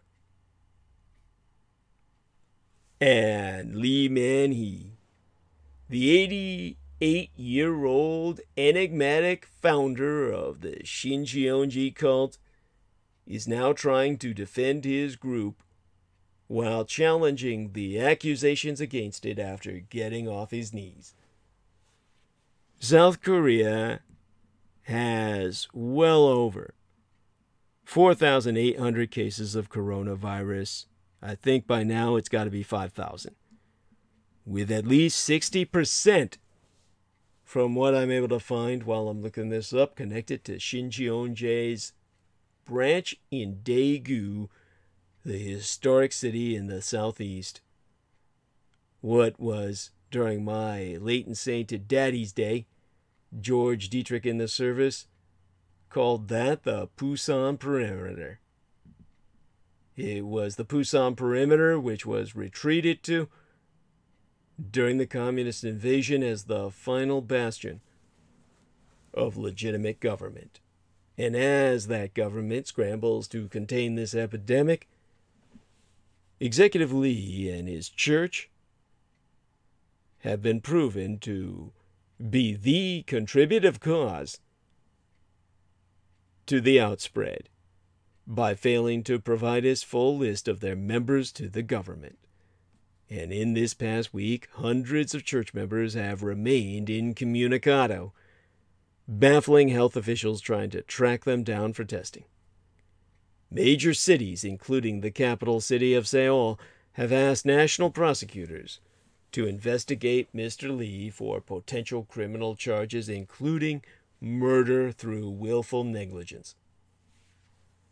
And on Monday, opening this work week, Mr. Lee, while wearing his surgical mask and speaking in his choking voice, said he was remorseful that so many patients were tied to his cult, but still denied the claims that its actions contributed to epidemic, saying instead that the church has been cooperating with the government the best as possible.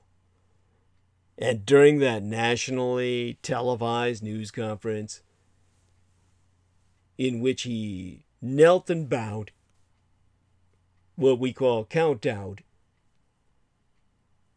on Monday opening last work week. Lee lamented, "I offer my word of deep apology to the people." His tone marking that shift from the message he sent to his church members yesterday, or last week, in which he blamed the epidemic on the evil who got jealous of Shincheonji's rapid growth. Then saying, "When night passes, dawn will arrive." He's passing a penny, as John Warrington would say, or our man, the mixologist, Mr. George Edward Knight, would also manifest such humor. It becomes the British. Now, Jesus Lee has long courted controversy. He's been dogged by lawsuits, protest rallies, and allegations of preaching heresy, splitting apart entire families, as well as going after rival churches. He survived them all, commanding a messianic charisma over the 260,000 followers that we know of, who he says the church has in South Korea and abroad, not even acknowledging its full extent, likely around 500,000 worldwide. Until now, Mr. Lee's Shincheonji has been one of the fastest growing religious cults in South Korea. He's employed an aggressive proselytizing program that has unnerved mainstream Christian denominations who have proven the church to be a cult. He's oft-times staged large-scale outdoor events that remind critics of the massive propaganda rallies you can find anywhere on YouTube or in media that be held in North Korea. Like North Korea, the cult has its own calendar, counting the years from the day Mr. Lee founded it, circa 1984, just as the North Korean calendar commences with the inception of its original dictator. Indeed, the Shincheonji cult hosts its own Olympiad, filling a stadium with worshippers from around the world. It features military-style honor guards, taekwondo exhibitions of their own martial artists, and other group performances similar to North Korea's mass games of the proletariat, and oftentimes dressed in snow white and carrying his trademark handheld folding fan. Executive Lee likes to snap a military salute to his adoring crowds. Shincheonji has been growing rapidly despite the persecutions. Why, in an interview with the newspaper Gyeonggi-ilbo last June that I was able to dig up, Mr. Lee said that mainstream Christian churches have launched a campaign of persecution that he likens to the Roman Empire's persecution of the Christian underground. He asking, why? Because we have a doctrine. We are not a traditional church. Well, Jesus Lee himself was born on September 15th, 1931, in a poor farming family in Cheongdo, a county near Daegu. He says he began praying with his grandfather at a young age, although he never went to church. He fought in the Korean War in the 1950s as an army sergeant. He worked for another religious group deemed a cult by mainstream churches before starting his own Shincheonji Church of Jesus, the Temple of the Tabernacle of the Testimony, circa 1984. the year Douglas Dietrich would have graduated had he stayed in school, but instead took GED so I could grab myself a higher degree much sooner. Now, Shincheonji, people are asking me, what does that shit mean? Okay, in Korean it means new heaven and new earth. In his sermons, Jesus Lee promises an end to crime, or rather, an end to the crime and corruption-ridden world, and a new era. For behold, I create a new heaven and a new earth. Wang Weizhong, a Christian pastor who has been fighting against cults like Shincheonji, literally fighting with their martial artists at times when he's been ambushed in assassination attempts, has been quoted as saying that Shincheonji only uses Jesus as a front, and what its members worship is Lee Man-hee, their corporate executive. Since the outbreak, members of Shincheonji have become the target of disease control officials running against time itself to tame their outbreak. Police detectives and anti-disease officials have been tracking them through their smartphone locations or credit card data. They have visited their homes, knocking on their doors or watching from outside to see if there were signs of life inside. One provincial government sent an urgent message to citizens through smartphone messages asking them to report Shincheonji members. If Shincheonji officials took such a message as a form of witch hunting, it was also a testimony to the difficulty disease control officials have faced. An official at a government health clinic in Daegu that handled coronavirus screening did not reveal that he was a church member until he himself tested positive. And that's when Kim Simon, the Koreanized Simon, the church's spokesman, said, "Many church members were afraid to come out and reveal their church membership, given the overwhelming blaming coming from politicians and news media that called Shincheonji the originator of the virus outbreak." That's like some mass shooter feeling all persecuted because he was discovered to be the source of all that flying lead. All that hot lead emanated from the barrel of his gun. Believe that shit? And then they blame him for it.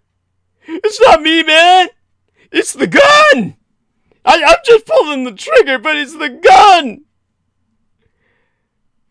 And Kim Simon said church members have been exposed to widespread discrimination, taunting, and even violence since the outbreak. Oh my God, can you believe it? Why? The humanity. Mr. Kim said much of the bad publicity was fueled by the prejudices mainstream churches have created against Shincheonji. And so, he's launched the church's official statement, "Please stop blaming and hating us. In a country like South Korea that has freedom of religion, do we have to die because we don't belong to the established church? Shincheonji did not make the coronavirus.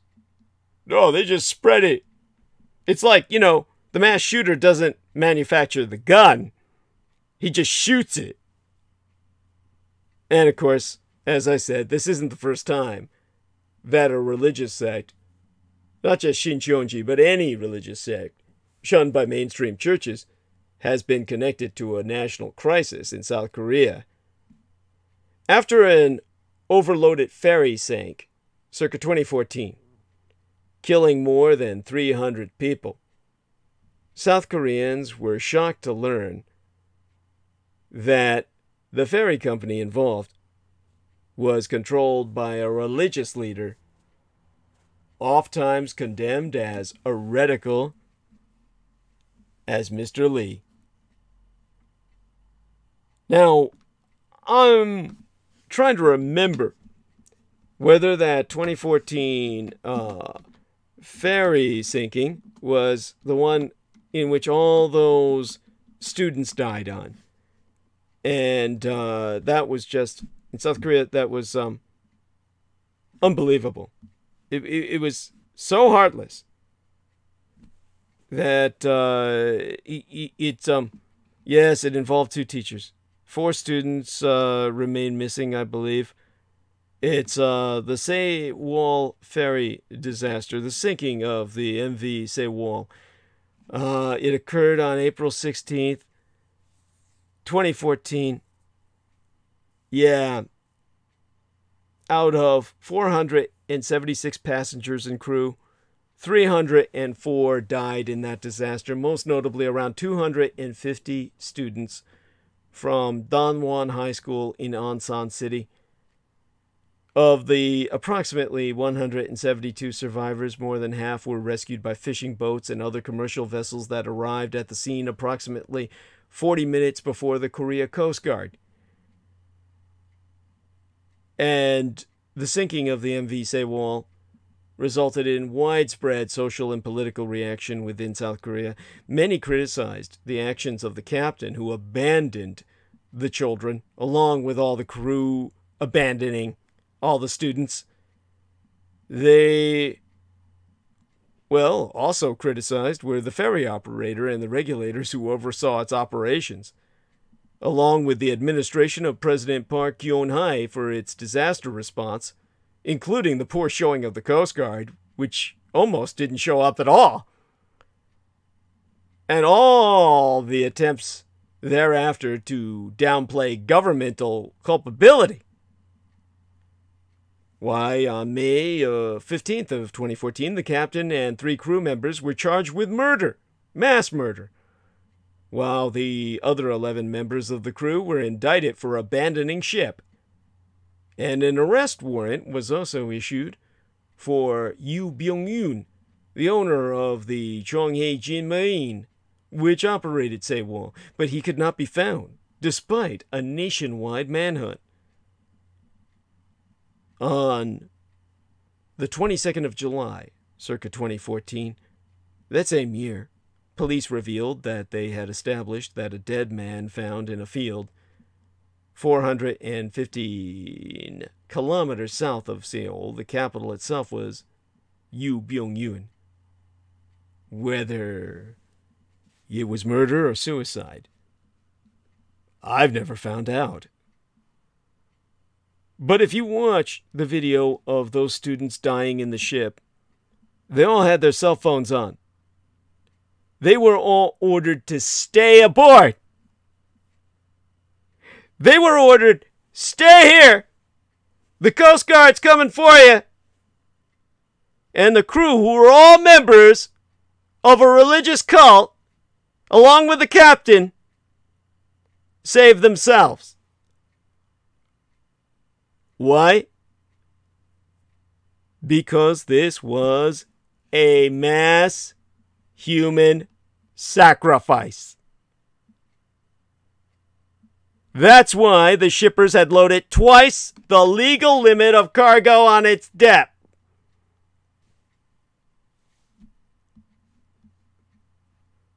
On its decks to imbalance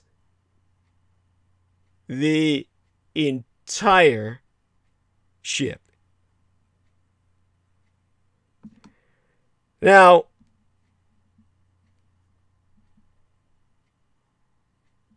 you've got a situation where it could happen again. South Korea promised to root out a culture that put profit ahead of safety, but cheating and corruption continues to endanger all travelers. The South Korea ferry disaster of the Sewol remains, from the transliteration of the Korean descriptive, they say not human, as in inhuman. It is exemplary of inhumanity. The Sewol sank off Jindo Island, killing 304 people, almost all of them children, spending the last moments of their lives crying on their cell phones to anyone who would listen.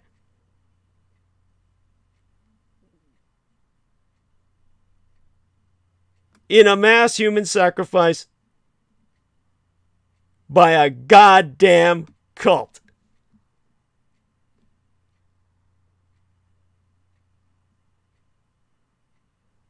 Try and put this in some perspective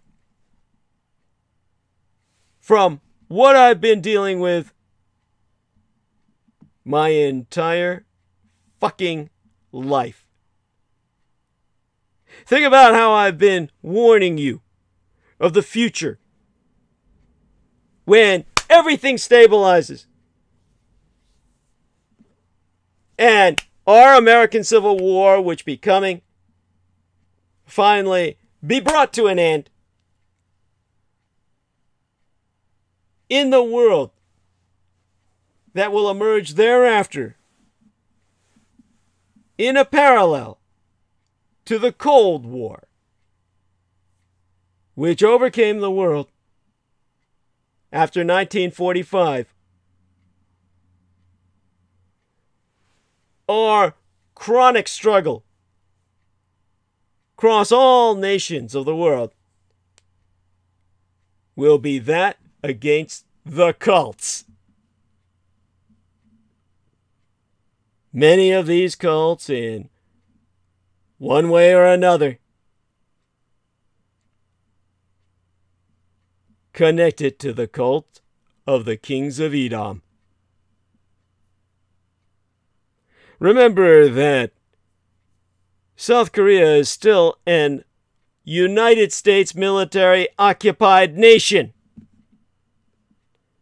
That Trump just expanded the American military base in South Korea. Think of the fact that President George Herbert Walker Bush Sr. was a convert of the cult of the Reverend Moon of South Korea. Think about the fact that South Korea has its own intelligence agency, the KCIA, the Korean Central Intelligence Agency. KCIA, they don't even bother to develop an intelligence agency of their own. It's like a goddamn branch office of the United States Central Intelligence Agency. Think of all the American infestation in South Korean culture. How almost no one in South Korea practices native religion or even Buddhism. They have a population base that declares itself nigh 100% Christian, with the majority of them membered in this seething cesspit of cults. And how many of those cults were established by the cultists of Set? Think about that when you research YouTube and find yourself a 17-minute recording made by a student who died when that ferry sank off the coast of South Korea, providing the most heartbreaking glimpse yet of how what was supposed to be a fun trip turned into horror for all those young passengers on the doomed Sewol. That video, translated on YouTube for your accessibility, just look up SEWOL.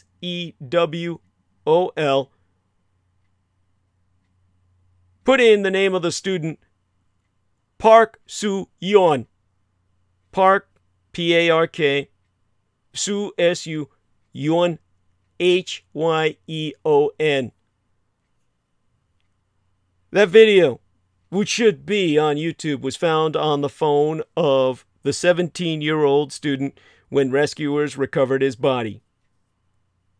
His father, Park Jong-dae, released it to give his mourning nation a glimpse of the April 16th tragedy from inside the vessel itself. The video was released to South Korea media. The same day, authorities released a video taken by a Coast Guard member showing the Sewol's captain fleeing the sinking ship, while hundreds of passengers, nigh all of them Daewon High School students on a class trip, were locked below deck. Locked! Inside! So they couldn't be rescued by outsiders or even retrieved. Many of those bodies, of the more than 300 of the 476 people aboard, were never found. Teachers, students, missing forever. Meanwhile, the crew, you can hear the announcement on the video. There should be English subtitles translating the Korean for you. Announcements on the loudspeaker saying, "Don't move away from your places. Brace for any possible accidents."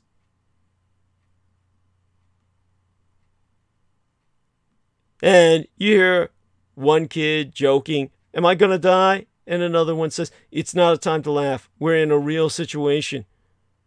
And then moments later, another one saying, "Dad, I don't want to die." Another one saying, "Oh, it'll be fun if the waters flow in." And you hear the students discussing the problems with their life jackets, which increases in importance after an announcement is made to don your life jackets. By the time the clip ends, at 9 minutes and 9 seconds, everyone in view is wearing one. And some of the students in the video are struggling as they try to buckle their life jackets. And as the ferry begins to list, they joke about final commemorative pictures, that they need to preserve this for posterity. You know how we all laugh in the face of death, pretending it's not really happening. So they talk about defying gravity by trying to walk on the walls because the ship's literally on its fucking side. And one student says, "It's like we're becoming the Titanic." And yet, the passengers are repeatedly told to stay in place. The announcement at 9 minutes, 8 seconds, "We're again announcing for passengers who can wear life vests, please wear them now. Never move away from your places."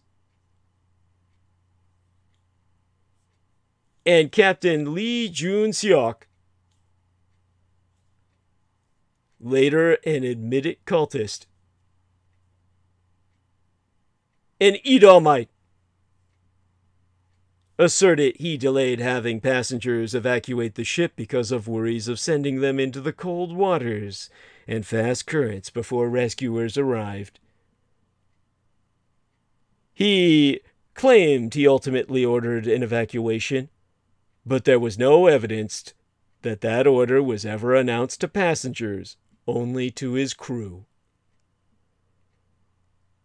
And the captain and 14 crew members, the cultists, were detained on suspicion of negligence and abandoning people in need, a crime in Korea. And the teens in the video, they used it to offer their last words. Some of them warning their siblings not to take school trips unless they wanted to end up like them. One student saying, "I'm really scared." Another one asking, "Is it really sinking? Wow, they're giving us life vests." One saying, "I'm getting out of here." And another one saying, "Me too, me too." And another one saying, "We have to survive now." And another, "We're all finished. I have to leave some farewell words before I die." And finally one saying, "Mom, I love you." That is what we have from those whose bodies we'll never find. All of this intentionally to satisfy the anti-gods, those entities that feed off death and disaster and the suffering of humanity. The entities Aquino and his kind worship, those I've been struggling against throughout my entire life. South Korea is a colony of the United States, an occupied nation. Their people are but chattel to feed the anti-gods of the Americans. The American junta, which runs our American empire.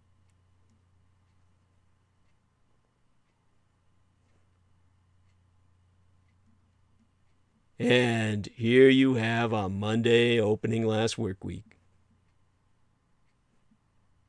this 88-year-old cult leader in a business suit, Mr. Lee, looking repentant throughout his news conference, but exposing that flash of his teeth when his usual charisma reasserted itself at the end, when journalists tried to ask questions at the same time while his critics hurled him insults from the sidelines. Him shouting before his underlings hurried to usher him out, "Be quiet! Order! We are all grown-ups!" Oh yeah, just like Aquino says when he's interviewed about how he deserves respect. In full uniform, an authority figure, a green beret, like John Wayne, like Rambo, like, of course, the man who was the uncle of Richard Ramirez, Master Sergeant, U.S. Army Special Forces, the man known as Master Sergeant Michael Ramirez, the man I had to keep out of the children's room with his shoebox full of memories, Vietnamese girls he raped to death, blowing their brains out at the moment he orgasmed, because he was orally raping them at gunpoint. Others who he raped with his bayonet, or whose tits he cut off while fucking them from behind. That's your goddamn Green Berets. That's your goddamn Rambo. That's your goddamn John Wayne. And you people say I'm hating on the military. Why on earth would I appeal for anything other than the dishonorable discharge that I've got? Why would I want to be back in with that crowd?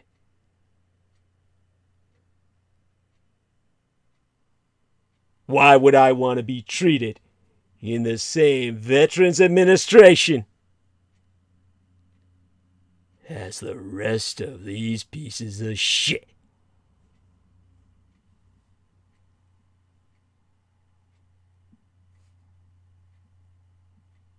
Now, one among the creepiest true crime tours in America is the Tucson Murders True Crime Tours.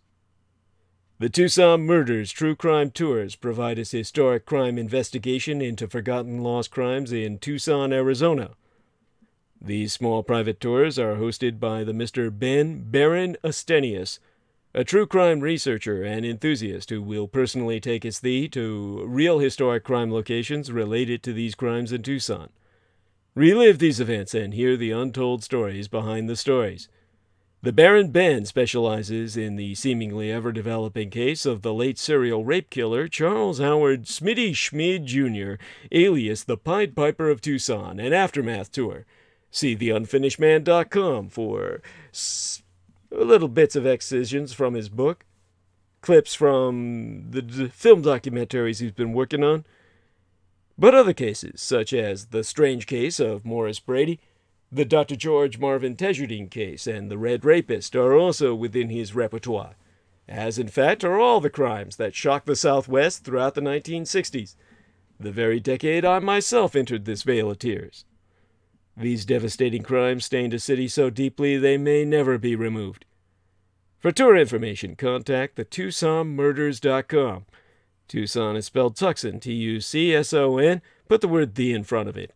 Or telephone the Baron Ben directly so he can personally guide your tour at 1-520/323-3406.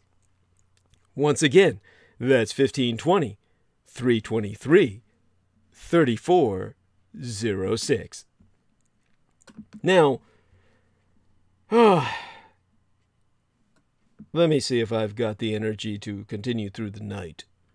Why, we're at the bottom of the hour, and we've got maybe, it'd probably take me a while to address so much more I need to address within Arc of Narrative. I could probably continue that on Wednesday, which is but 72 hours away. Wednesday night, that is. Let me check the chat room. And Sarah Shields says, people blow my mind. Either they say Jesus never existed or they believe some 80-year-old man is Jesus himself. Yes, well, this is the kind of mind control program, the psychological operations Aquino specialized in. You see the results. And they're horrific. If we want to see this kind of human suffering end, mass sacrifices like this, you have to acknowledge the reality of the cults. People don't even see them before their very eyes. It's like the affordability crisis. Itself, it's not acknowledged in the media. None of the presidential candidates, nor Donald Trump, are even talking about it.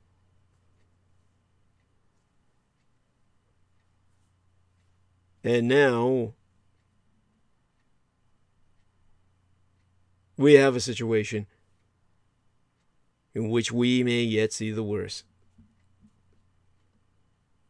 In fact, I know we will.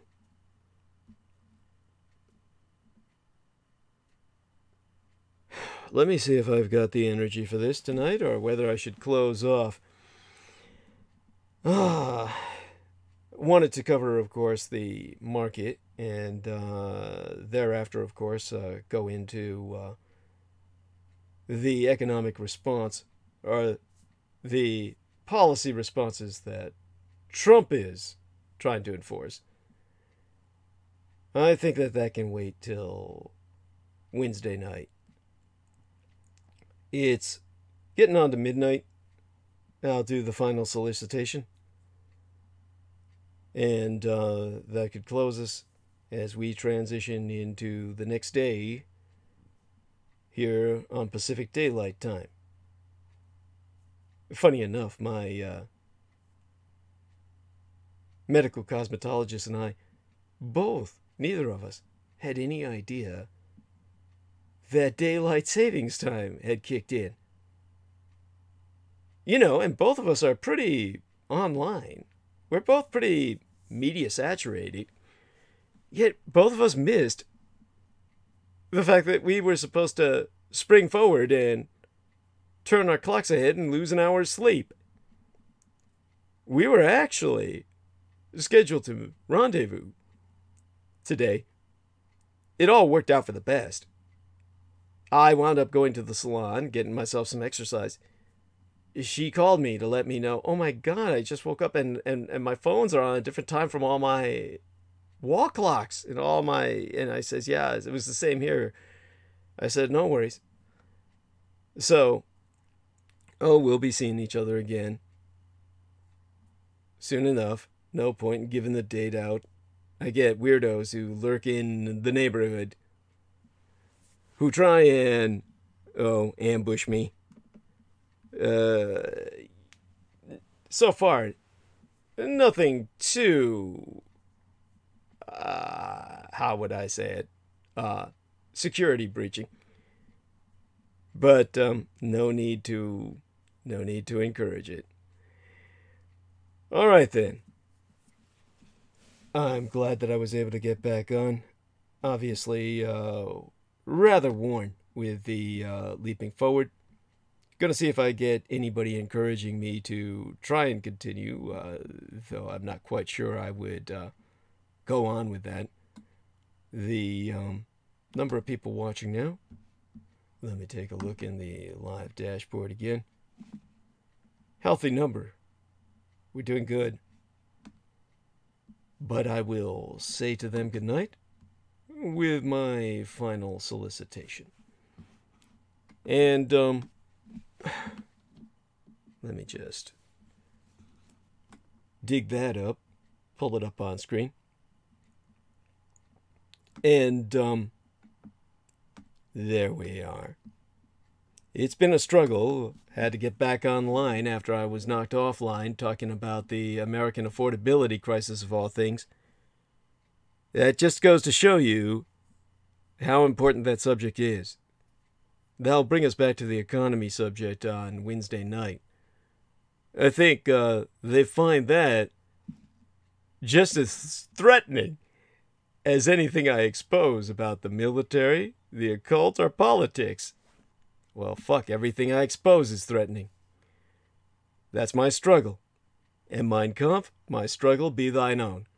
Contribute to the struggle at DouglasDietrich.com, where we now be accepting contributions via PayPal holdings on DouglasDietrich.com. All due acknowledgement be unto our own personal hero, our dearest English brother in battle, who be Team Dietrich's or Dragon's ultimate post-episodic producer, and our final productions archivist at DouglasDietrich.com, as well as the YouTube Maggot channel property manager, John Henry McMills Warrington. Subscribe to his channel at youtube.com/C/Magatur, as such being spelled MAGGOTAUR, and Facebook friend him at facebook.com/John.War. For were it no for he, nigh all videographic works of the internationally recognized renegade military historian would have been lost.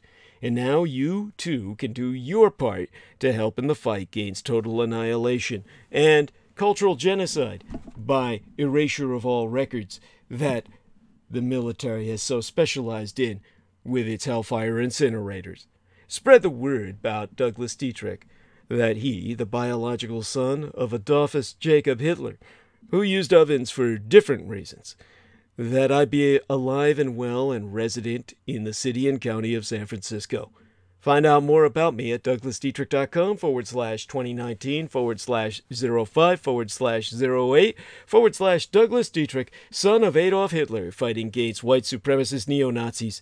Confer while there a footnote on mine biosire on the homepage of showsdd.com, where you can find out the meaning of the full name of my biological father, Adolf Hitler, and let it be known, far and wide, that I, HIDEKO, be alive and well and resident in the city and county of San Francisco. And if at all possible, electronically relay thy contributions and encourage others to do so at DouglasDietrich.com. People are forever asking, Renegadus humanus arma ab massa erudicio, such being myself, the renegade human weapon of mass instruction, what they can do to fight the pedopathophilocracy, such being our present Slavo-Western government by patriarchy of pathological pedophiles. You can all help spread awareness by supporting myself. We have a new contribution page on DouglasDietrich.com, where you can make a donation online using either thy credit or debit card. Simply go to DouglasDietrich.com and click the red Donate button. All sponsors will be granted exclusive electronic access to both my videographic and audio recorded archives through to this year, from the 2011th year in our Lord, the very year mine own late and sainted matriarch, the Grand Ma Dame Diana Lin Soo-jin Takabayashi Hideko Dietrich, whose photographic image graces our embedded thumbnail on screen tonight, was murdered. Assassinated in the immediately aftermath, San Juichi Sansemi, the 3/11 terror attack against the Fukushima Daiichi, or Big One cluster of nuclear power plant facilities on site, the 7,000 isles of the Greater Japanese Empire. When 'twas deemed by much Native American cosmological reckoning that the first rays of the dawning of the sixth world broke upon us, and magics could again be worked conjointly with Mother Earth to redeem the folk upon her. They're not on YouTube anymore, whereon the intra-global crises analyst Douglas Duane Dietrich long agone established his high-profile visibility platform per rationale of personal security by way of public promotion. Only on contribution will thy membership be processed within 48 through 72 hours, between 2 to 3 days, for full access to all mine archives, meaning all those videos that John Warrington saved aside those on the Maggot Douglas Dietrich channel and the YouTube channel named Taboo Bros 2, spelled TABOO space BROS space Roman numeral 2, as managed by the mixed martial arts maestro Daniel Arola, whom you can visit at facebook.com/Daniel.Arola.3 of Damage or Daniel Arola Martial Arts Group Incorporated, Kali Combatives. Optionally, mail either checks or money orders, never cash, to the personal residential address of the Mr. Douglas Dietrich, which itself be listed on douglasdietrich.com. The most important thing being that people regularly donate what they can within their means. Foremost among Axis Daddy D's donors, aside his lady and mistress Lena herself, be our most beloved greater British brother in battle, the Team the Thrax, Dietrich's or Dragon's heavyweight lifting keeper of the spirits, and YouTube, Bizarre HD channel managing mixologist, George Edward Knight. Friend he at facebook.com/George.E.Knight.7, and subscribe to his channel at youtube.com/user/bizarrehd, which be spelled BIZAREHD. Mine own personal hero, who has substantially delivered towards my salvation from the streets, and whose self-produced videos entitled How the United States Won World War I and Why We Are Still Legally at War with the Third Reich both be factually substantiated per mine own expositions. Indeed, the last Dietrich, the son of Dietrich's or son of a dragon's, Anglo-corrupted as Dracula's expositions via YouTube, would not be possible sans generous benefactions from my listeners on a monthly basis. The Amerasian agent of the Peacock Angel, Tavush Malik, be the only person on the surface of this world with the insider knowledge and experience necessary to lead thy resistance against the Russo sub-satanic occupation and anti-godly insurgency. It bearing no end of emphasis that Judy, Anglo-corrupted Jedi, literally Master D or the Master of Enlightenment, myself is not paid to articulate mine expositions and have never once been remunerated for my services rendered unto thyself and all thy holdest dear, at incomparable sacrifices to myself, most tragically of all mine loved ones, in my most singular and quite unenviable role as the ultimate public informant at personal risk, still at large. Your taxation cannot support me, as I be denied access to the United States Department of Veterans Affairs, benefits and or services to dishonorable discharge, of which I be most proud. So again, go as to douglasdietrich.com and click Donate. The very survival of the human species be at stake, and I am not exaggerating. Donate now. Do not wait. It be appreciated beyond my ability to express that you do what needs be done and support the struggle. As well, forget not to subscribe to the Douglas Dietrich YouTube channel at youtube.com/C/Douglas Dietrich and click that notification bell in order to receive notifications that live streams has started.